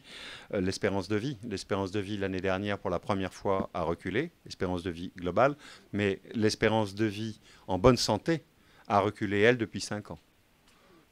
Et ça, c'est un déficit qui s'accroît et qui est malheureusement une manifestation de ce système qui décline. Alors on peut dire, et on aurait raison de le faire, oui mais attendez, la population française vieillit et donc il est assez logique que finalement il y ait plus de mortalité, etc. Donc dont acte, c'est évident. Là encore, pour moi, il ne s'agit pas de faire le procès de mon système, mais bien de dire que c'est parce que j'y tiens tellement que je veux effectivement le protéger et sinon le protéger, en tout cas le réformer de façon à ce qu'il réponde aux besoins et aux attentes de tout le monde. Voilà, c'est ça mon propos. Mais honnêtement, malheureusement, voilà, le constat, il est regardez le lévothyrox est un mauvais exemple parce qu'il pose d'autres questions. Mais regardez vraiment tout ce qui s'est passé dans l'actualité de ces derniers mois. Regardez même des grandes questions de santé publique, comme la sécurité routière. Regardez comme le tabagisme, l'alcoolisme. L'alcoolisme, c'est pas moi qui le dis. La Cour des comptes l'année dernière, dans son rapport annuel, qui dit c'était extrêmement violent. Je suis d'une douceur mais incroyable par rapport à la Cour des comptes. La Cour des comptes, c'est l'État fait de l'argent, mais pas de la santé publique avec l'histoire de la sécurité routière. Et le démontre. Donc voilà, et effectivement, malheureusement, on le voit dans les chiffres. Donc oui, mon portrait est alarmant parce que je tiens à mon système et parce que je vois malheureusement un certain nombre de pans qui partent mal et qui effectivement montrent des indicateurs qui sont eux fiables, qui sont et qui malheureusement ne sont pas bons. Oui, la Cour des comptes dit que c'est pas la vitesse le premier fléau, c'est l'alcool, et c'est d'abord celui-ci qu'il faut combattre. C'est ça. Non. Aujourd'hui, la vitesse est vraiment troisième cause de mortalité. Ouais. Sur la question qui vous est posée, est-ce que vous poussez pas le bouchon un peu loin pour dire que tout va mal dans le système de santé? Non, je reviens un petit peu sur la question. Non, mais moi les signaux, les signaux forts ou faibles, si je prends un langage de prospectiviste, les signaux forts ou faibles qui montrent que ça part en vrille. 40 à 50 000 morts par an, c'est-à-dire Angoulême ou Bastia rayés de la carte tous les ans. Je ne sais pas comment vous prenez ça, vous, mais moi je trouve que c'est juste énorme. Et ça, là encore, c'est pas des. Si on met à côté les chiffres de la iatrogénie, c'est-à-dire la mortalité due aux accidents, si on met, ce que je fais malheureusement dans mon livre, et qu'on procède à cette addition, et encore une fois, ce ne sont pas des erreurs humaines comme trop souvent on voudrait le penser. C'est beaucoup d'erreurs de dysfonctionnement du système. Il a été prouvé, démontré qu'un passage aux urgences, effectivement, il y a une corrélation avec la mortalité. Alors vous allez me dire, évidemment, puisqu'on est aux urgences. Oui, non, il y a une corrélation parce que effectivement, la personne a été mal prise en charge et que c'est des études qui l'ont démontré. Merci. Je croyais que vous alliez nous parler de la surconsommation des médicaments dans le système français, mais vous ne l'avez pas fait, donc je passe la parole à un autre intervenant. Oui, juste une petite question là, parce que finalement, je vois autour de moi de plus en plus, on demande de Vous êtes, pardon, monsieur je suis un patient, très bien. un usager normal. Et autour de moi, je vois de plus en plus, on demande finalement des dessous de table auprès des spécialistes. Je voulais avoir votre avis là-dessus et pourquoi finalement on n'a pas réussi à enrayer ce phénomène en France. Pourquoi, je ne sais pas. Probablement parce que justement, on n'a pas assez de prix de pouvoir. Voilà, on revient à un modèle participatif. Mais effectivement, alors, sans parler forcément de dessous de table, en tout cas, la question de l'augmentation des honoraires et des honoraires quelquefois officiels et des honoraires moins officiels se pose évidemment. Et il y en a... Vous savez, j'en ai pas parlé dans mon livre parce que, justement, c'est marrant parce que j'ai l'impression aujourd'hui... On me fait un peu le procès de noircir le tableau, alors que moi, j'ai l'impression de l'avoir peu noirci. Je vais vous prendre un exemple. C'est justement sur cette question... c'était quoi mon idée? C'était... pardon. Les dépassements d'honoraires. Oui. C'est pas des dessous de table. C'est pas des dessous de table. C'est des dépassements d'honoraires. Il y a les deux. Il y a des dessous de table et il y a des dépassements d'honoraires. Non, mais c'est une réalité. Reprenez votre propos. C'est pas dessous de table. Si, non, il y a vraiment, monsieur a raison, malheureusement, il y a les deux pratiques. Il y a des dépassements qui sont encore une fois tolérés, même remboursés par certaines mutuelles. Donc tout à fait toléré, pris en compte, parce que tout simplement les honoraires, et c'est pas faux, des médecins n'ont pas toujours suivi l'évolution du prix de la vie. Et par exemple, entre autres, quand on fait des comparaisons avec les confrères internationaux et européens, on s'aperçoit qu'effectivement, il y a un déficit côté français, parce que le conventionnement médical, etc., là, on rentre dans des choses plus techniques, mais ça fait qu'effectivement, il y a eu, sur la tarification des actes de soins, il y a eu toujours une pression qui a été, et donc une négociation. Donc, ils ne se sont pas envolés, en tout cas, ils ne sont pas partis à la hauteur. Et donc, de ce fait, on a accepté, les mutuelles, entre autres les assurances santé, ont accepté un certain nombre de dépassements d'honoraires qu'elles prennent en charge. Et par ailleurs, monsieur a raison, il y a effectivement un certain nombre de médecins qui vous disent très clairement, en liquide, mais bien sûr, monsieur, mais bien sûr, bien sûr, mais bien sûr, bien sûr. Bien, on va pas vous demander des noms, mais on voit que vous pourriez en donner. C'est fou, hein, mais c'est vrai. Attendez. Est-ce que vous voulez intervenir? Alors, moi, je voudrais intervenir en tant que gérontologue et médecin coordonnateur en EHPAD. Je suis responsable de 3 EHPAD et vous avez décrit un tableau dramatique. Les choses ont beaucoup évolué depuis 10-15 ans dans les EHPAD. Et moi, je fais partie des chaînes de Médica France, les doyennés, Médica France. Je peux vous dire que ça joue au niveau du personnel. Moi, j'ai une infirmière coordonnatrice et 4 infirmières. Et pour un établissement de 92 personnes, résidents, les choses ne sont plus que le tableau que vous donnez. Deuxièmement, vous parlez de la médication. Vous il y a savez combien d'animateurs dans l'EHPAD dans lequel il y a combien de personnes pour s'occuper de ce qui est le reste de la vie que le soin? Ah, le soin. Ah ben, on a deux et une Pour psychologue. combien de personnes? On est 92, mais... Vous voyez ce que ça veut dire? Ah bah attendez, oui.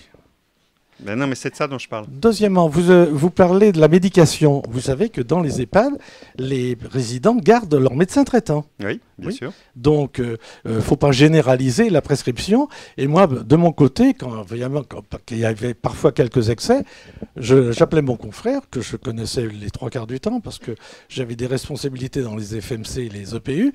J'ai dit, dis donc, on ne pourrait pas élaguer un peu et tout.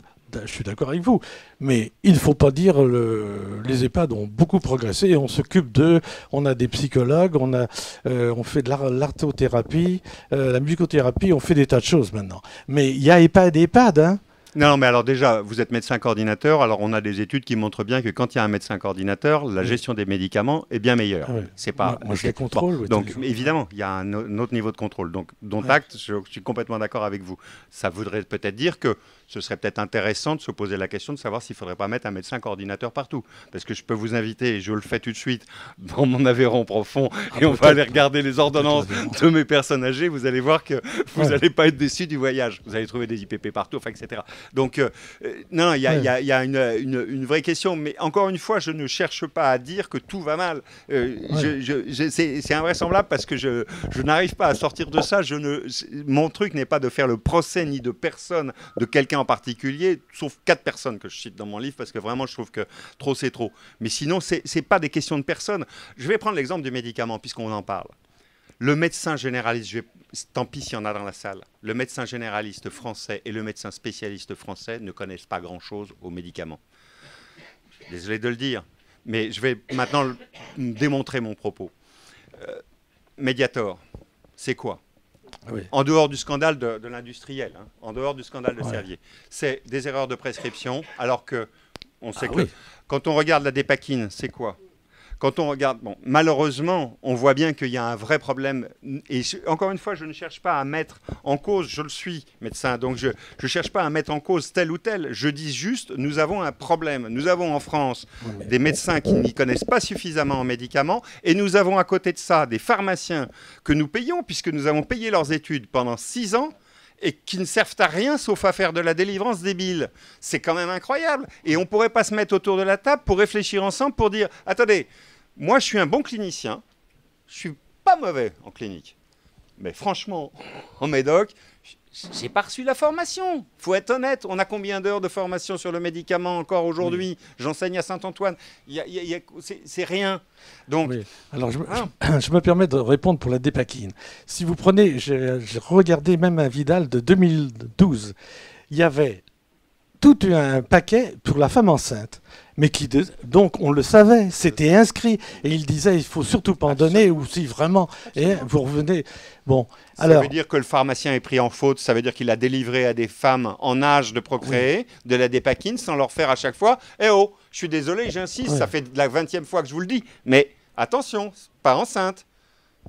On a des trous dans notre toile. Encore une fois, je ne cherche pas à dire que tout va mal, mais je pointe là un truc, mais qu'on retrouve dans tous les scandales du médicament. Même dans le lévothyrox, il y a un défaut d'information magistral. Et regardez, alors maintenant, on entend tout et n'importe quoi. Ah oui, ça c'est sûr. Bien, d'autres interventions? Oui, monsieur.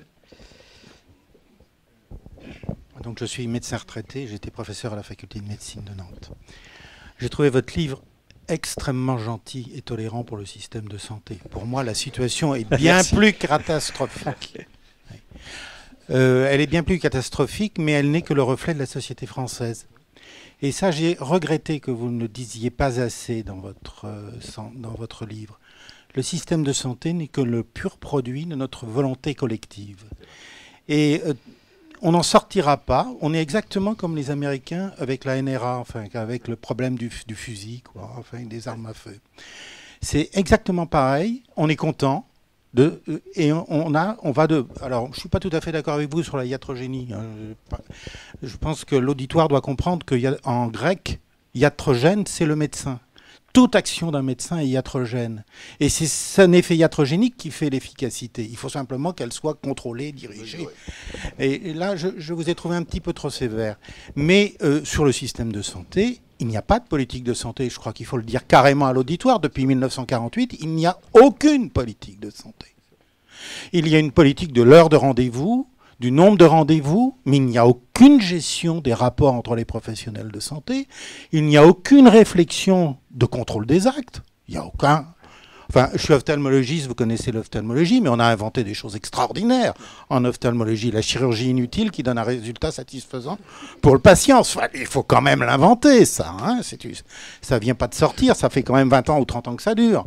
Hein, donc, mais je crois vraiment qu'on a besoin, et là je suis d'accord avec vous, on a besoin vraiment de l'intervention de la population, car elle peut être que le seul acteur qui réordonne ce système devenu fou.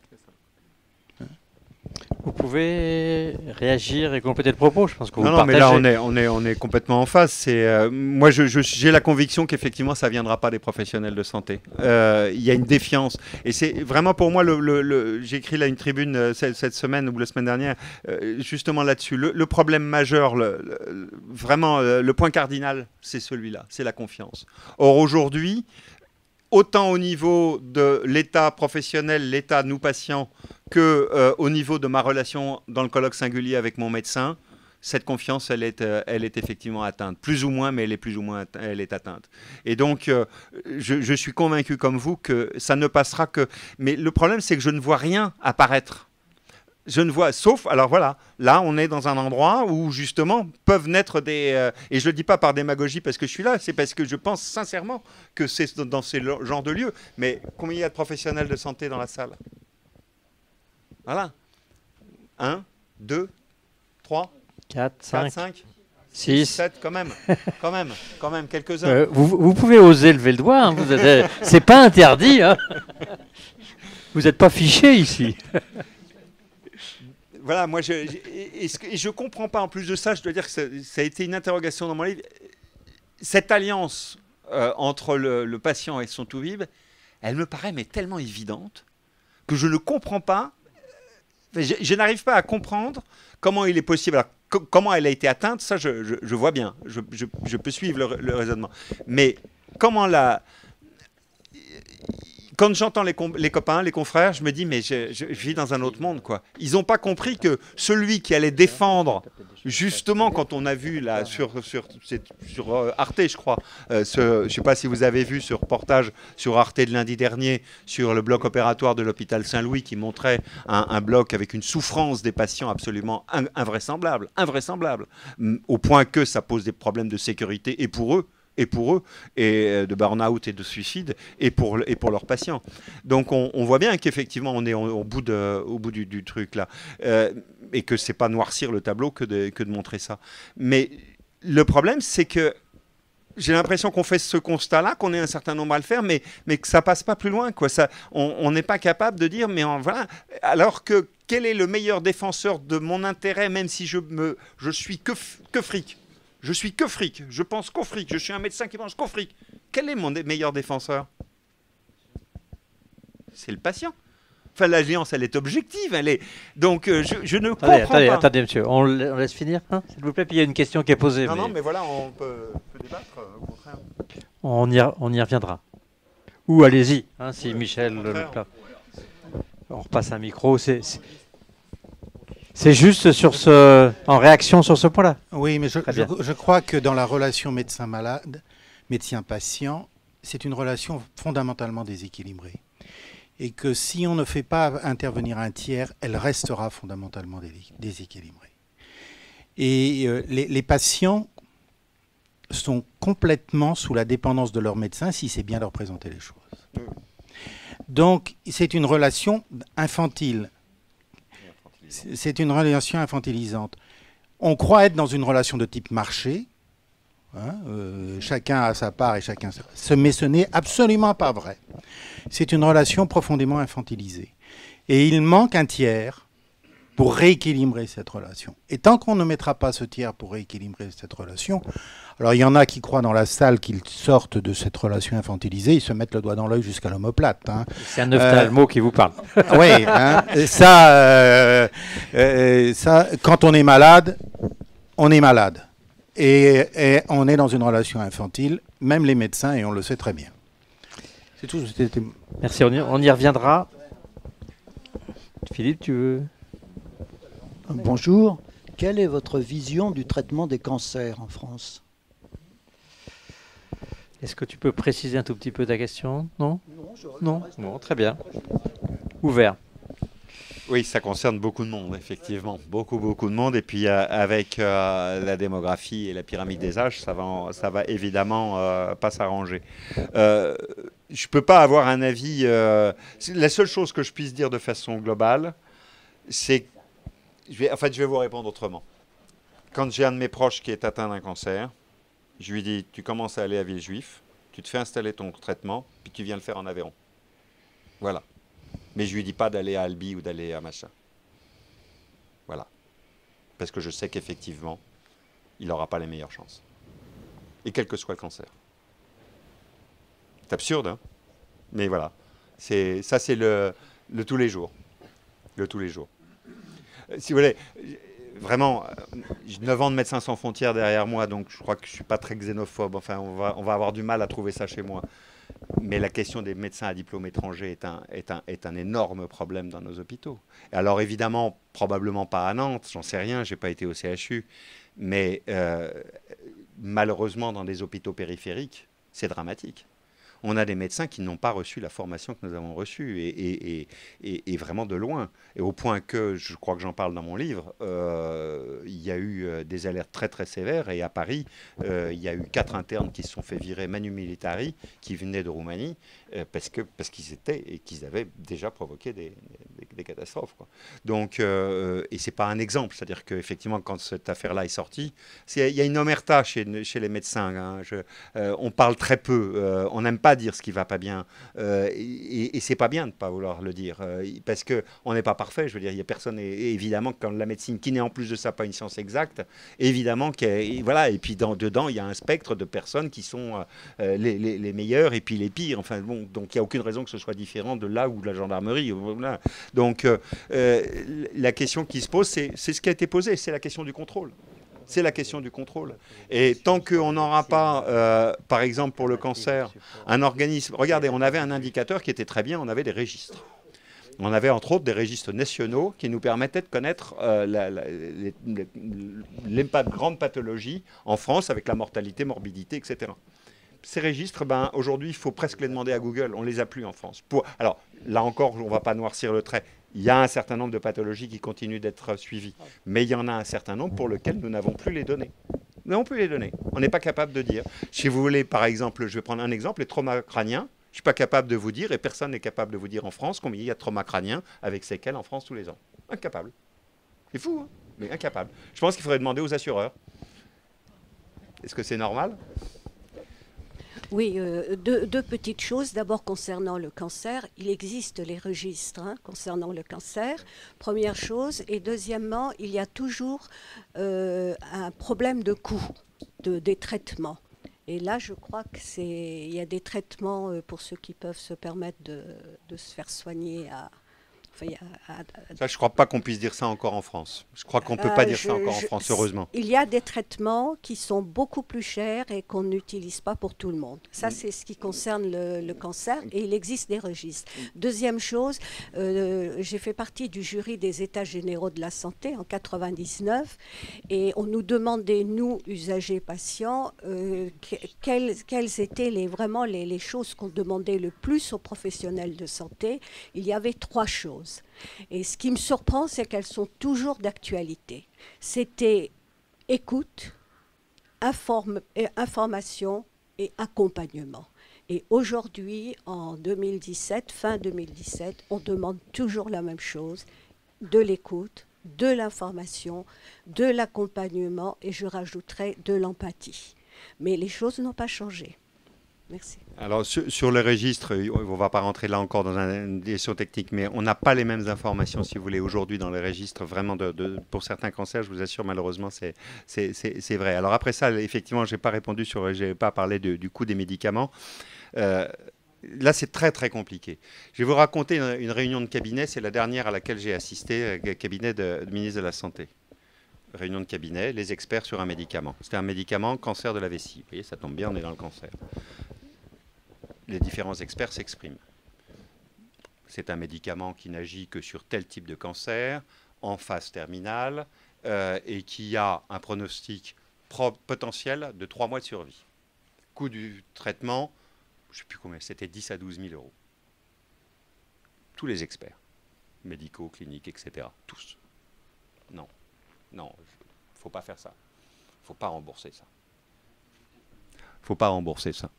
Et puis arrive le conseiller de gauche et le conseiller de droite, tous les deux des juristes. Madame, monsieur le ministre, pour comme ça vous saurez moins qui c'est, ils ont raison, tous vos experts. Effectivement, visiblement, je suis pas scientifique, je ne suis pas médecin, mais visiblement, ils sont tous d'accord, donc ils ont raison. Mais je vous déconseille de suivre leur avis. Parce que si jamais ce médicament prouve d'ici 1 an, 2 ans, 3 ans qu'effectivement il a été utile, vous aurez des patients qui pourront vous mettre au pénal, parce qu'effectivement, vous n'avez pas donné l'autorisation.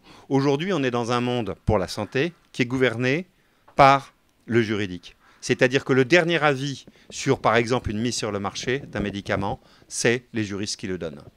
Et c'est là aussi où j'appelle à la participation, c'est que je suis sûr que là, avec ce que je vous ai raconté, si effectivement vous avez les experts et que vous les écoutez, vous allez tous dire, même si vous avez un cancer de la vessie, je pense que vous allez tous dire, c'est pas sérieux.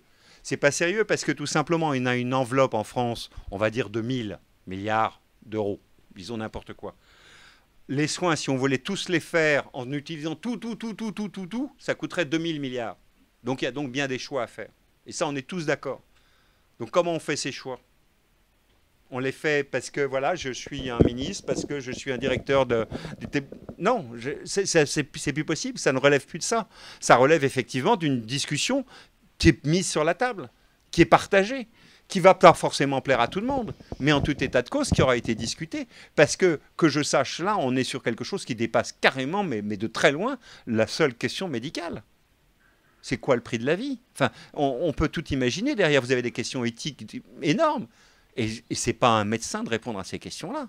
Il fait partie de ceux qui peuvent y répondre, apporter quelque chose, mais certainement pas d'être le seul qui va effectivement apporter la solution. Et ce n'est pas non plus à des juristes. Ils apportent une solution.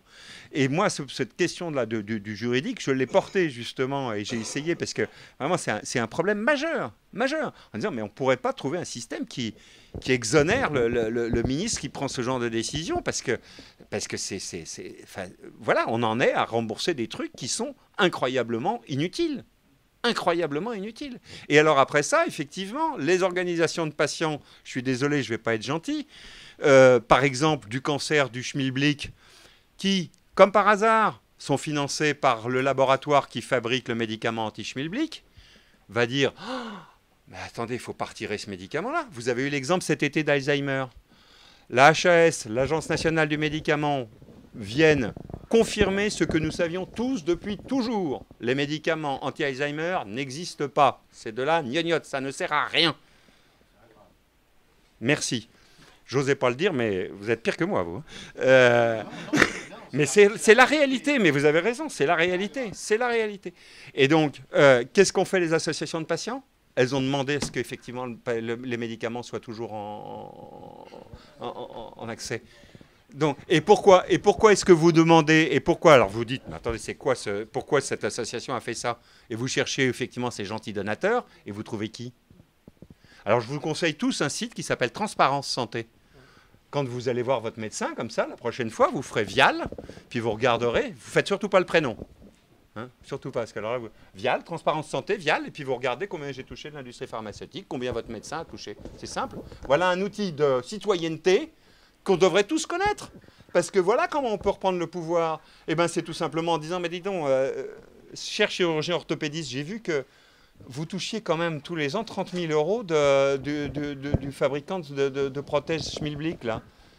Et c'est marrant parce que vous me proposez justement que des prothèses Schmilblick. Il n'y en a pas des mieux.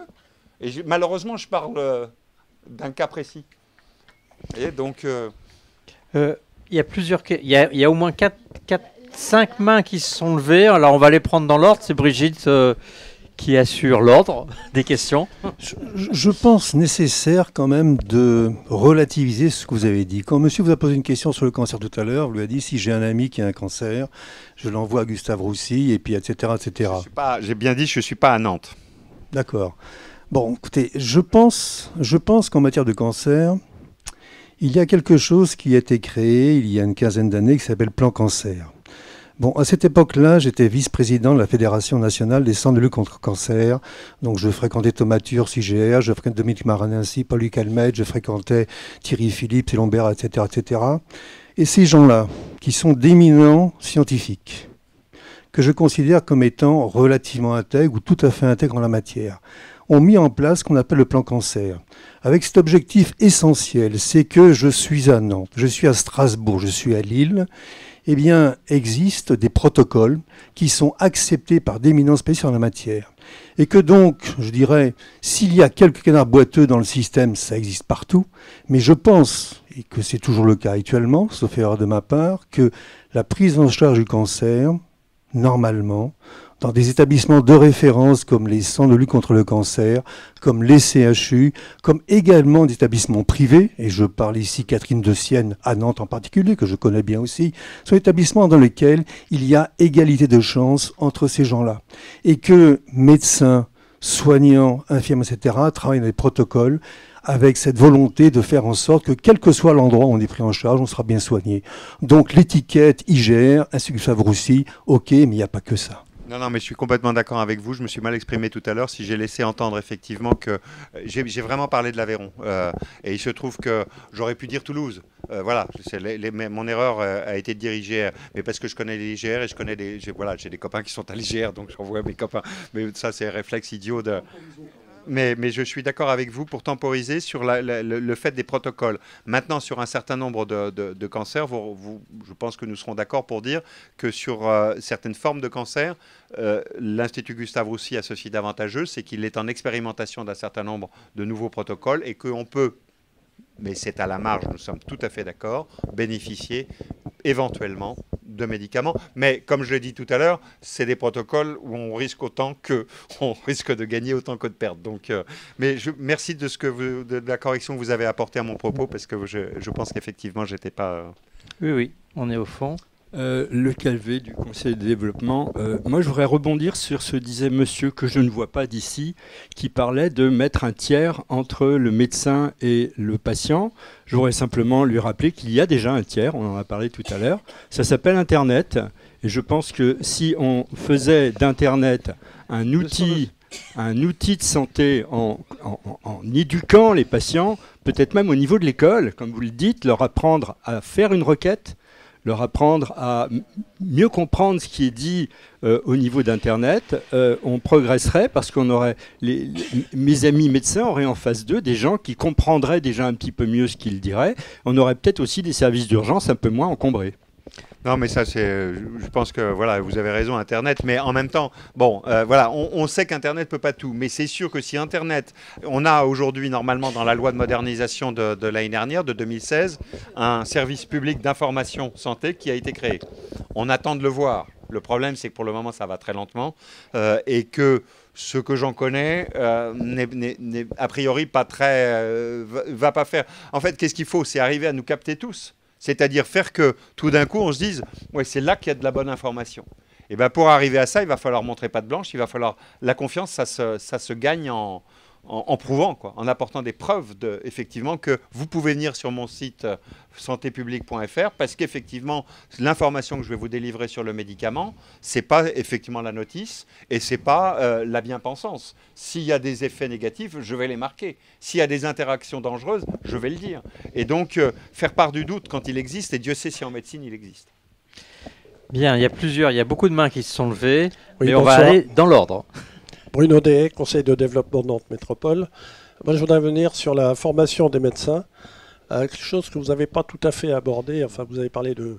Vous n'êtes pas xénophobe. Simplement, je voulais parler du numerus clausus qui existe dans la médecine. J'ai jamais su qui décide du nombre de médecins qu'on doit mettre sur en France. Enfin, deux professions, les architectes et les avocats, n'ont pas de numerus clausus. Alors apparemment, il y a trop d'architectes, il y a trop d'avocats. Mais enfin, là, c'est pas remboursé par la Sécu. Les médecins, c'est pas la même chose. En contradiction avec ça, avec le nombre de... Alors, je ne parle pas des endroits reculés, je parle de villes comme Nantes, par exemple. Si vous voulez un rendez-vous chez un spécialiste, un dermato, un ophtalmo, c'est courant d'avoir 4 ou 6 mois de délai. Mais par contre, si vous avez aussi des médecins d'origine étrangère. Alors moi, je vais citer mon cas, moi non plus, je ne suis pas ni xénophobe ni sexiste. J'ai une ophtalmo qui est roumaine, une dermato qui est roumaine. Oh, j'en suis très content. J'ai des rendez-vous assez rapidement. La preuve, c'est que tout le monde ne veut pas y aller, hein, visiblement. Mais alors pourquoi il y a un numerus clausus aussi strict et pourquoi on fait venir des médecins étrangers? Alors ça pose la question du nombre de médecins. En fait, aujourd'hui, si on regarde les chiffres, vraiment que les chiffres, on a assez de médecins en France par rapport à la population. C'est-à-dire qu'on en a même plus que, par exemple, nos voisins allemands. On a plus d'hôpitaux, plus de médecins. Donc c'est beaucoup plus un problème, d'une part, de répartition géographique et d'autre part, de répartition dans les spécialités. Je ne sais pas si vous avez vu cette semaine, mais vous devriez être très fiers à Nantes, puisque les internes, au niveau national, je dis bien au niveau national, ont choisi la première ville d'installation avant Paris, avant la Salpêtrière, vous vous rendez compte, avant Bichat, Nantes. Nantes. Et l'ophtalmo en première. Donc, on voit bien qu'il y a une question de répartition géographique et une répartition de spécialité. Justement, sur les spécialités, aujourd'hui, vous avez, sur ce concours d'internat, un certain nombre, je ne sais plus combien, c'est 5,2 ou 5,8, si mes souvenirs sont bons, de places de médecine générale qui sont restées vacantes. Parce qu'il n'y a pas d'internes qui veulent faire de la médecine générale, mais ça fait 15 ans que ça dure. Et donc, c'est pour ça que dans mon livre, j'en appelle à une refonte complète de ça. Tant qu'on considérera le médecin généraliste comme un médecin de seconde zone qui est là pour appliquer finalement l'ordonnance du spécialiste, et que, alors on va revenir à la question de la formation après, et que finalement c'est normal qu'il soit rémunéré moins, c'est normal qu'il ait moins de considération, etc., ben on continuera effectivement d'avoir ça. Alors la question de la formation des médecins maintenant, donc le nombre, franchement, je crois que c'est pas le problème. Tout le monde est à peu près d'accord, les géographes de santé, franchement tout le monde est à peu près d'accord. C'est vraiment une question de répartition. Par contre, la question de la formation, je parlais tout à l'heure des médicaments, elle se pose vraiment. Pour les médecins généralistes, pour les médecins de spécialité, probablement beaucoup moins.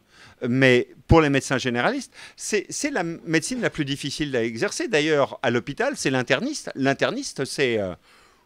un interniste, c'est pas le dernier des imbéciles. C'est celui qui, justement, est capable de lier un peu les avis des uns et des autres, de l'ophtalmo avec le neuro. Mais il faut parler les deux langages. C'est pas difficile, c'est pas facile. Et donc le généraliste, il doit faire la même chose. Donc et avec cette position qu'on lui a donnée, et avec cette formation qui finalement ne vient que tout juste de prendre ses lettres de noblesse, puisque ça est devenu effectivement un internat de médecine générale. On fait son internat de médecine générale comme on fait son internat de spécialité. Et donc, mais c'est tout récent. Et alors que cette question de la médecine générale et de sa place dans l'ensemble du parcours de soins et de la demande de soins, elle est posée tous les jours. Vous avez parlé, je crois que c'est vous, de l'engorgement des urgences. Pourquoi il y a un engorgement des urgences? Là encore, on le voit très bien. C'est quand on fait des études, les gens ne sont pas idiots.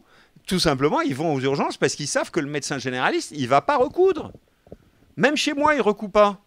Même chez moi, tout récemment, une gamine qui s'est blessée à une fête de village, j'étais là comme un couillon, j'avais rien pour eux. J'appelle les copains.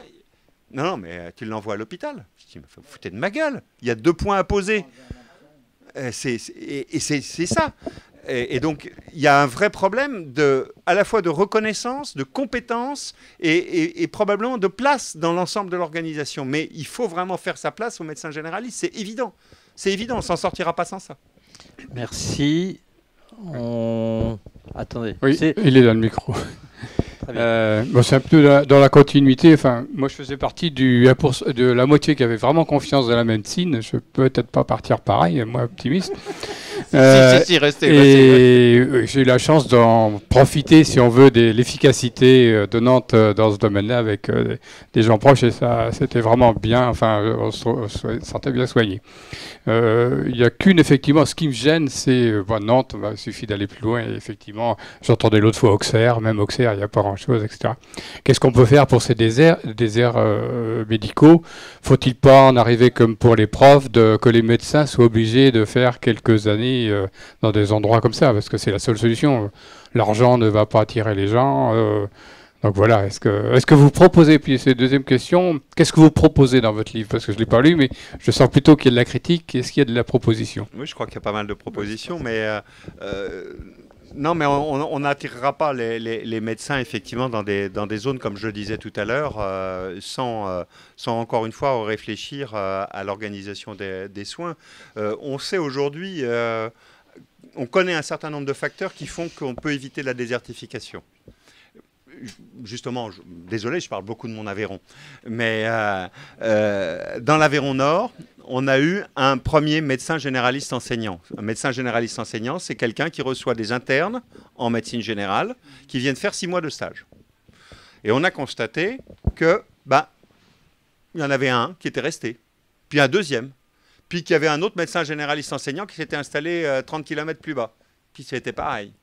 Et puis finalement, cette proximité avec le soin, cette découverte d'un exercice, parce que ce qu'on apprend à l'hôpital, ça n'a rien à voir avec la médecine qu'on va exercer après, et encore plus quand on est à la campagne. Et donc, moi je les ai entendus, ils ont découvert un exercice passionnant, où justement on faisait tout. Et là, ils trouvaient que c'était vraiment pas ce qu'on leur avait appris à l'hôpital, que peut-être ils n'étaient pas toujours très compétents, mais en tout cas que c'était passionnant. Et moyennant quoi, ils ont dit, ça nous intéresse de nous installer, mais pas seuls. Et donc la deuxième condition, après le médecin généraliste enseignant, c'est la maison de santé. Et ça, je sais que vous en avez parlé ici. Pas n'importe quelle maison de santé. Pas comme malheureusement j'ai eu à m'occuper en Aveyron et puis dans d'autres départements, Côte d'Or, on citait Auxerre, pour ne pas la nommer, où finalement c'est un projet immobilier, c'est un projet foncier. L'élu croyant bien faire, c'est pas du tout une pierre dans le jardin de l'élu, mais se dit pour les faire venir, on va déjà faire un beau cabinet, ils auront envie de venir. Non, ça suffit pas. Donc troisième condition, il faut un projet. Il faut qu'effectivement, moi je suis interne, ou infirmier, où est-ce que je vais aller? Je vais aller là où je suis pas seul. Parce que si je vais là où je suis seul, si je viens à Rieux-Pérou, là, mon chef-lieu de canton demain, ça veut dire que je vais avoir des semaines de 60 heures. 80 heures. Je vais devenir fou. Donc je ne peux pas. Donc, est-ce qu'il y a un projet? Est-ce qu'il y a un projet auquel les acteurs, donc qui sont les acteurs? Les professionnels de santé, les patients, les associations, etc., les élus, est-ce qu'effectivement on a réfléchi à un projet ensemble? Et si on a... Alors dans ces cas-là, une fois ces 3 conditions réunies, effectivement, on n'a pas de problème de désertification.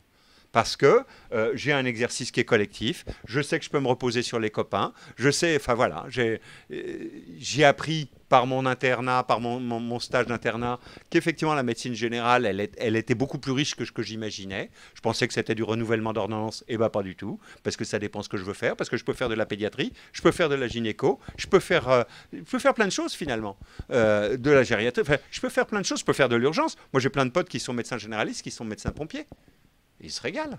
Bon, c'est pas toujours marrant. Mais oui, mais non, mais pardon, ça se dit pas. Mais si, ils se régalent parce que c'est autre chose, parce que c'est une autre façon de faire du soin.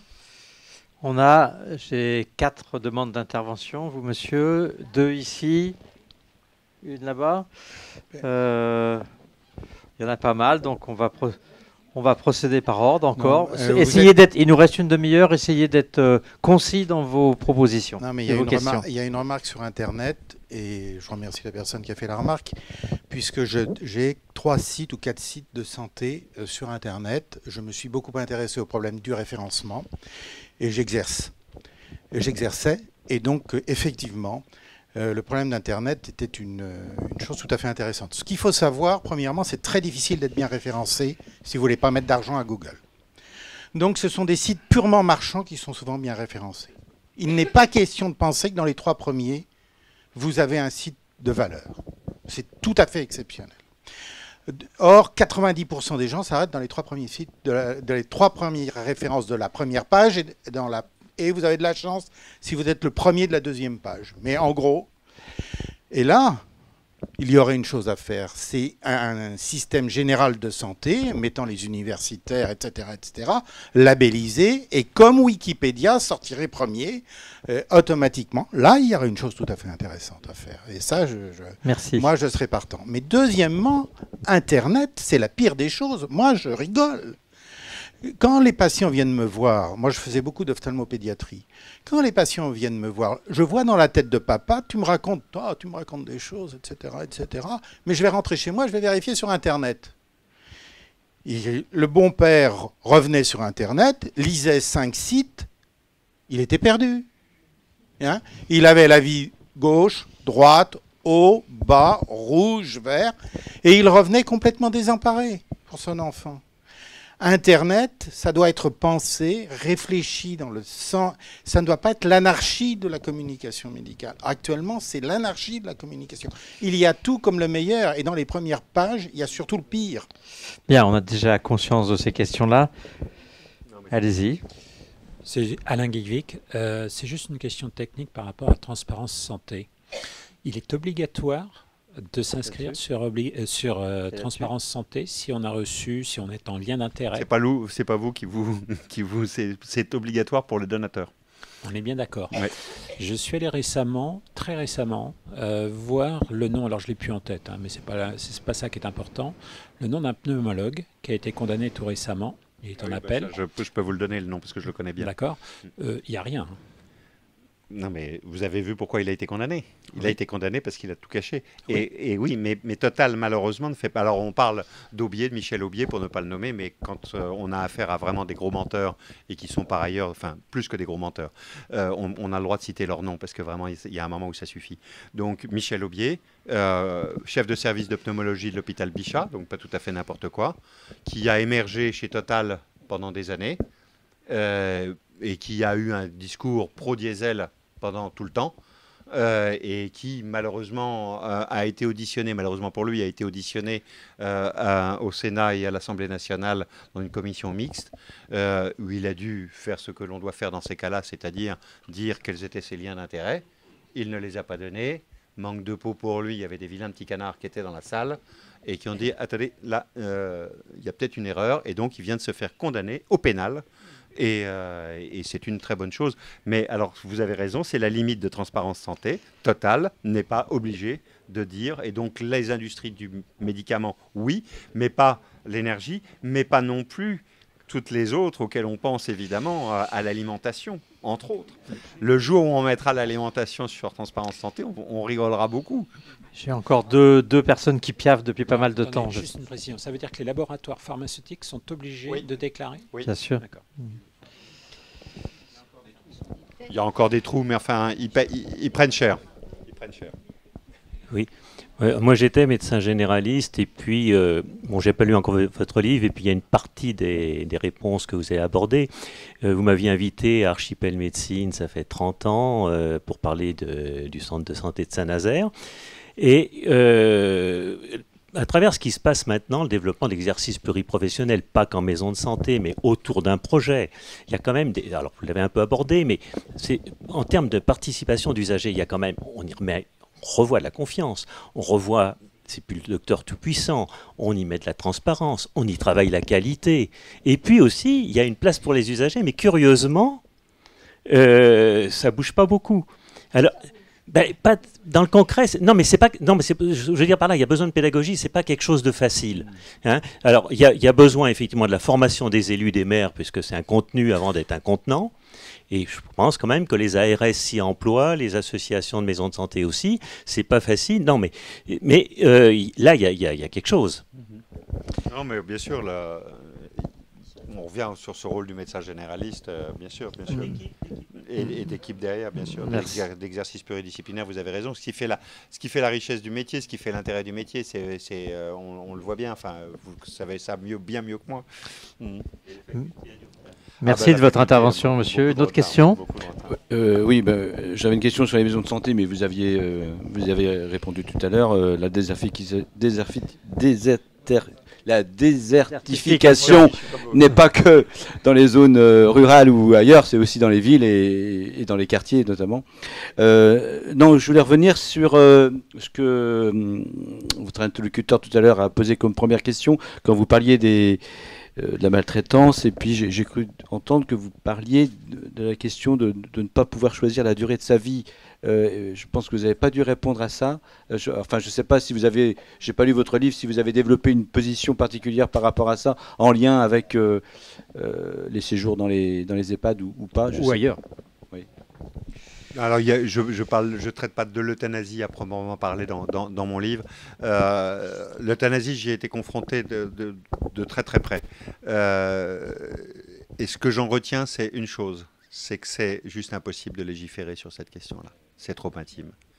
Et donc, quand je regarde la loi Leonetti 2, celle qui est en cours aujourd'hui, elle n'est pas toujours bien appliquée.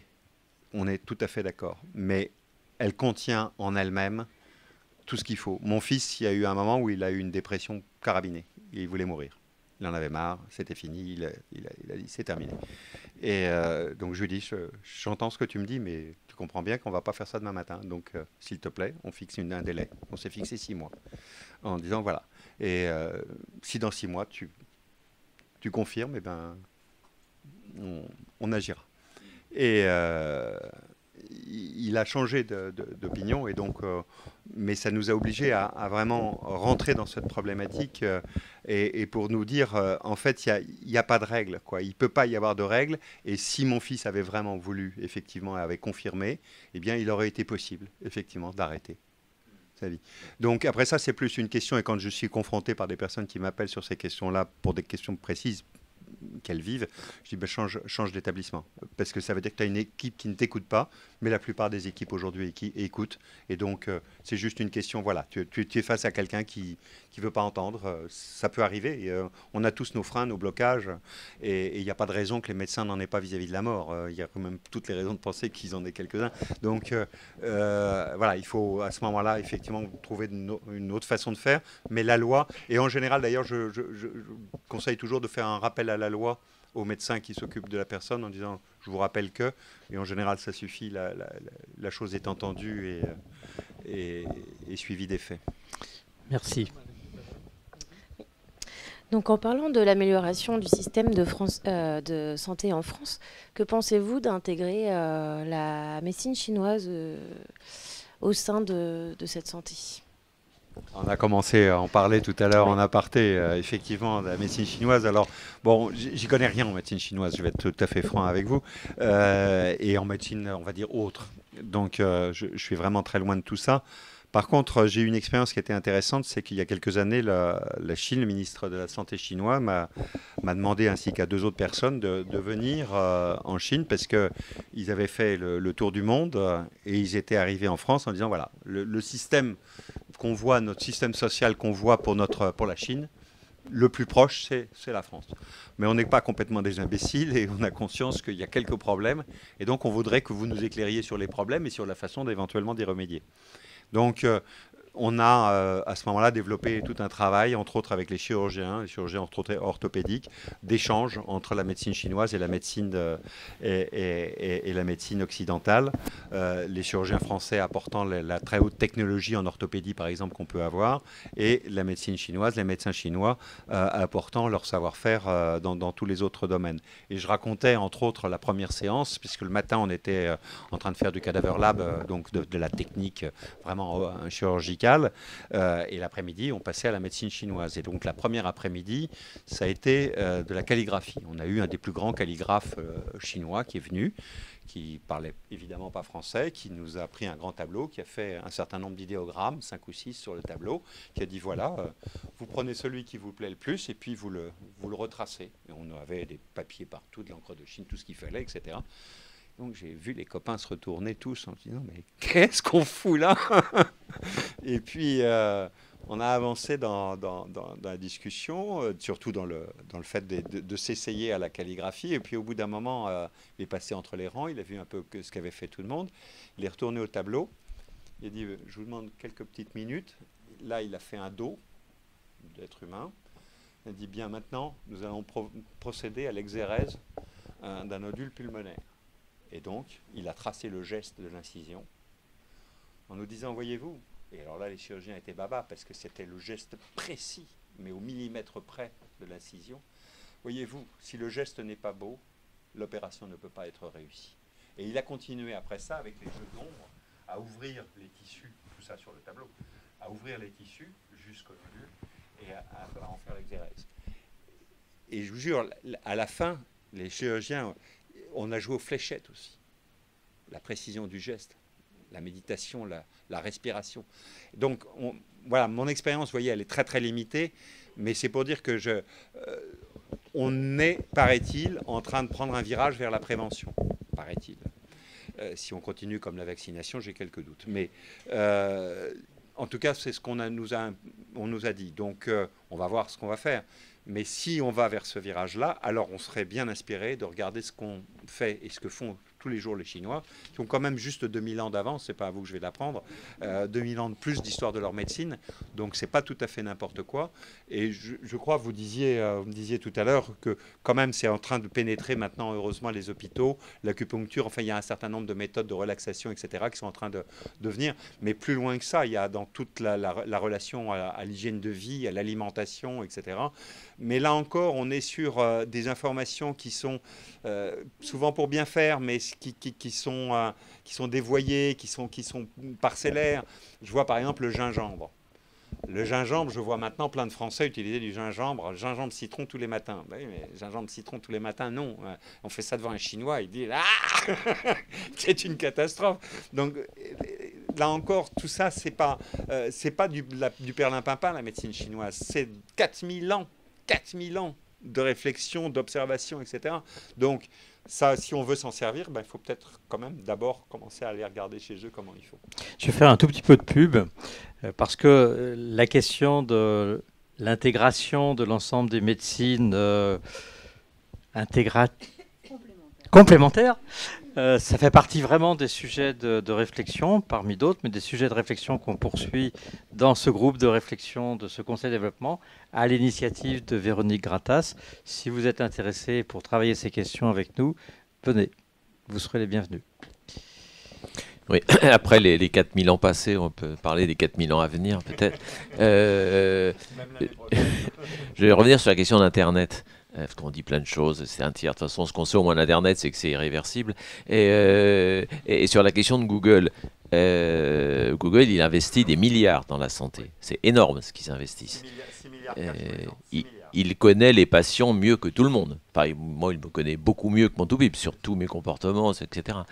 Dans quel délai Google va me faire une offre de médecine, de pharmacie et en même temps d'assurance parce qu'il contrôlera mes comportements et en fonction, il adaptera mes comportements pour bien me soigner. Et en quoi cette offre serait plus mauvaise que celle de mon toubib aujourd'hui? Ça, c'est une bonne question. Alors, l'échéance, moins de 10 ans. Déjà aux États-Unis, vous avez, quand vous faites une requête et que vous êtes sur la page de Google, la page d'accueil, vous avez fait votre requête, vous avez donc, comme on a dit, les réponses qui sont... Et à droite, vous avez en général un encadré avec, en général, de la publicité. Aux États-Unis, si aujourd'hui vous faites une requête santé, à droite, l'encadré, c'est une information sur la requête que vous avez faite, béton armé. Mais béton armé. C'est-à-dire qu'ils ne s'amusent pas du tout avec l'industrie pharmaceutique, ils ne s'amusent pas. C'est très, très sérieux. C'est remarquablement bien fait. Et Alors certains se sont étonnés, hein. Moi ça ne m'étonne absolument pas, enfin, ça me paraît une évidence. Ils vont évidemment, par ce biais-là, nous attirer, puisque la première chose dont on a besoin, je l'ai dit, c'est de rétablir la confiance. La première chose dont j'ai besoin, c'est de l'information. Donc on me donne une information en qui j'ai confiance, le reste va suivre. Le reste va suivre. Et derrière, alors, c'est très intéressant ce mapping, ce qu'on appelle le mapping de Google. Je précise que la cellule d'intelligence économique de Bercy, que j'ai alerté sur cette question il y a déjà 3 ans de ça, m'a dit c'est très intéressant. Très, très intéressant. On en est toujours au très intéressant. Et du coup, Google va intégrer la médecine chinoise peut-être beaucoup mieux que qu'on peut le faire aujourd'hui. Par contre, heureusement, on a le SGDN, le Secrétariat Général de la Défense Nationale, qui lui est beaucoup plus conscient du problème. Et ça y est, il commence à tirer sérieusement. Là, ce qui est en train de se passer, entre autres en fiscalité sur les GAFA, n'est pas que ce qu'on voit et ce qu'on pense voir. Il y a aussi derrière le fait qu'effectivement, sur des éléments stratégiques, dont la santé, en fait, on s'est rendu compte de ça. Je vais revenir un tout petit peu en arrière. En Angleterre, le système de santé, la NHF, National Health Service, a fait une connerie. Il y a 1,5 million et quelques de dossiers santé, votre dossier, mon dossier, qui sont partis directement aux États-Unis. L'ensemble du dossier. Pouf! Et donc, ça a alerté un peu là, parce qu'on s'est dit, et puis ça a été vrai aussi en Espagne, enfin il y a eu comme ça un certain nombre de trucs, où c'est pas seulement nos échanges qui partent, comme c'est le cas donc sur Google, comme on le disait tout à l'heure, où c'est vraiment là, le coup où il y a un transfert de dossiers. Les dossiers vont directement là. Aujourd'hui, vous avez en intelligence artificielle, qui est probablement la chose la plus importante qui va se passer, plus importante qu'Internet, ou en tout cas aussi importante dans l'impact que ça va avoir. L'intelligence artificielle, aujourd'hui, vous avez IBM qui cherche à se relancer dans la course avec son ordinateur hyper puissant, mais vous retrouvez Facebook, etc., et toutes les GAFA, Google, etc., qui sont sur ce marché-là, qui sont installés à côté de New York, qui dépensent des milliards tous les ans, juste là-dessus. Et en santé, c'est quoi? C'est l'aide au diagnostic. Ça veut dire que dans moins de 10 ans, nous allons avoir, et on peut se poser des questions pour les médecins, pour la formation des médecins, etc., nous allons avoir des systèmes intelligents, et il faut arrêter de dire que la machine, machin, etc., des systèmes intelligents qui vont effectivement, sur une journée où je vois que des grippes, mais au milieu de ces grippes, il y a une méningite qui est cachée, sauf que les symptômes sont globalement les mêmes, eh ben, je vais passer à côté, je vais dire c'est une grippe, je vais donner le même traitement, oui, mais il va peut-être y avoir un problème. Là, ces types de systèmes-là, justement, sont conçus pour éviter ce genre d'erreur. Eh bien, si on ne réfléchit pas à la façon dont ça va changer la relation, d'abord le travail du médecin, la compétence du médecin, le savoir du médecin. Je veux dire, quand on pense aux études aujourd'hui où on apprend encore l'anatomie, muscle par muscle, os par os, alors que franchement, justement, Google, vous voyez, je vous disais, c'est plein de petits services. Vous avez un truc qui s'appelle Google Browser, et c'est un homme, une femme, anatomie, et vous pouvez y mettre les muscles, enlever les muscles, mettre les os, etc., casser les os, etc. Vous pouvez expliquer l'ensemble d'une pathologie à votre patient. C'est un outil de dialogue entre les deux. Vous avez un autre outil Google qui marche très très fort outre-Atlantique. C'est un outil de lien, de relation entre le médecin et son patient. On revient à ce que vous disiez, où je donne de l'intelligence à mon patient, je donne du savoir, je partage mon savoir. Et moyennant quoi, moi médecin, je suis content parce que je conserve ma clientèle, je fidélise ma clientèle, et où le patient justement monte en connaissance et donc devient un véritable interlocuteur, un tiers comme on le disait tout à l'heure. On voit là, même en France, on a une société, moi que j'ai eu audité pour son prêt à la BPI, Persomed, qui fait un travail d'information du patient sur l'orthopédie et la cardiologie, enfin l'ensemble de la chirurgie, qui est tout à fait remarquable et qui est, là encore, fabriqué entre professionnels de santé et patients. Il y a une boucle vertueuse qui est faite, effectivement, et qui fait que le patient, il comprend parce que c'est passé par lui, et donc il a dit, non mais là je ne comprends pas le schéma, là je ne comprends pas du tout. Bon, ok, on a refait le schéma, etc., jusqu'à effectivement qu'il y ait une compréhension, que le médecin s'y retrouve en disant, oui, c'est bien ça, c'est bien la vérité que je détiens, c'est bien le savoir que je détiens, mais ce savoir est bien partagé, effectivement, il est dans les bonnes conditions pour être partagé.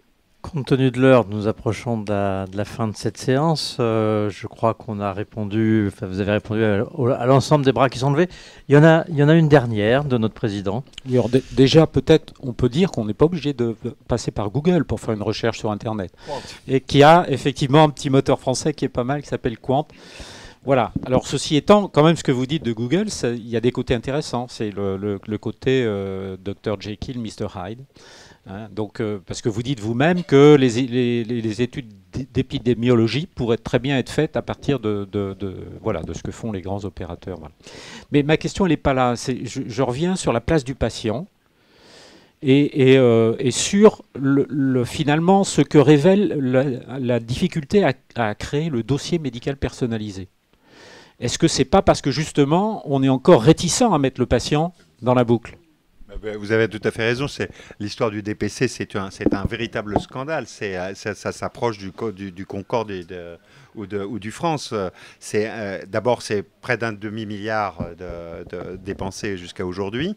Et alors, quand on regarde l'histoire de ce fiasco, parce qu'on peut vraiment parler d'un fiasco quand on regarde par rapport à tous les pays qui nous environnent, c'est exactement ça. Le péché originel, parce que vraiment on peut parler de péché originel, c'est très simple. C'est qu'au début, un certain nombre d'experts ont dit, attendez, la première chose, c'est la sécurité. On a posé comme postulat que presque la première fonction de ce DPC, de ce dossier personnalisé, c'était effectivement la sécurité. En oubliant que d'abord, c'était quand même un instrument médical. Et moyennant quoi, à partir du moment où on a posé cette base-là, un certain nombre d'experts ont dit, les mêmes d'ailleurs, ont dit, mais vous voyez bien, ça ne peut pas être dans les mains des patients. Or, quand vous parlez de ça au secrétariat général de la Défense nationale, à ceux qui s'occupent de la communication de ce qui est de plus critique en défense nationale, ils vous disent la seule façon de protéger de l'information, c'est la dispersion. C'est qu'il y en ait partout. Et c'est tout simple, c'est que vous ayez votre carte, vous ayez votre carte, vous ayez votre carte, que nous ayons tous notre carte, que nous soyons effectivement responsables. Alors on va me dire, oui, mais tu oublies qu'il y a des gens qui sont illettrés, tu oublies qu'il y a des gens qui sont dans le quart-monde, faisons quelque chose pour eux, bien sûr. Mais ne perdons pas de vue l'intérêt général juste parce qu'effectivement, il faut éviter de mettre le patient dans la boucle. Et c'est vraiment la question, elle est mais d'une simplicité, celle-ci. Il y a peu de questions sur lesquelles on peut répondre de façon tranchée. La question du dossier médical personnalisé, c'est vraiment une faute originelle d'avoir voulu exclure le patient. Alors maintenant, le dossier a changé de main. Il est maintenant passé à la sécurité sociale et non plus à la direction générale des soins. Et donc, la sécurité sociale est probablement plus à même de réussir le dossier que ne l'était la précédente équipe. Avant de remercier Antoine Vial, trois informations. Tout d'abord, son livre est disponible, si vous le souhaitez, en sortant de la salle. Deuxièmement, nous aurons ici une réunion du groupe de travail santé que nous compilotons avec Véronique Gratas, qui aura lieu le 20 novembre prochain. Vous y êtes très très cordialement invités pour rentrer dans une démarche de co-construction ensemble sur l'ensemble des problématiques que nous avons abordées. Enfin, le 18 décembre, notez sur vos agendas, nous aurons une conférence avec Madame Sarrault, qui dirige la mission de santé publique à Nantes. Vous savez que nous nous interrogeons sur le rôle des collectivités locales, notamment de Nantes Métropole et des communes, sur la politique de santé publique sur les 24 communes de notre agglomération. Et c'est un sujet sur lequel nous auditionnerons Madame Sarrault. Je tiens en votre nom à tous, au nom du président, à remercier Antoine Vial par sa participation. Vous êtes passionné, vous êtes passionnant. Un grand merci pour votre participation ce soir à nos travaux.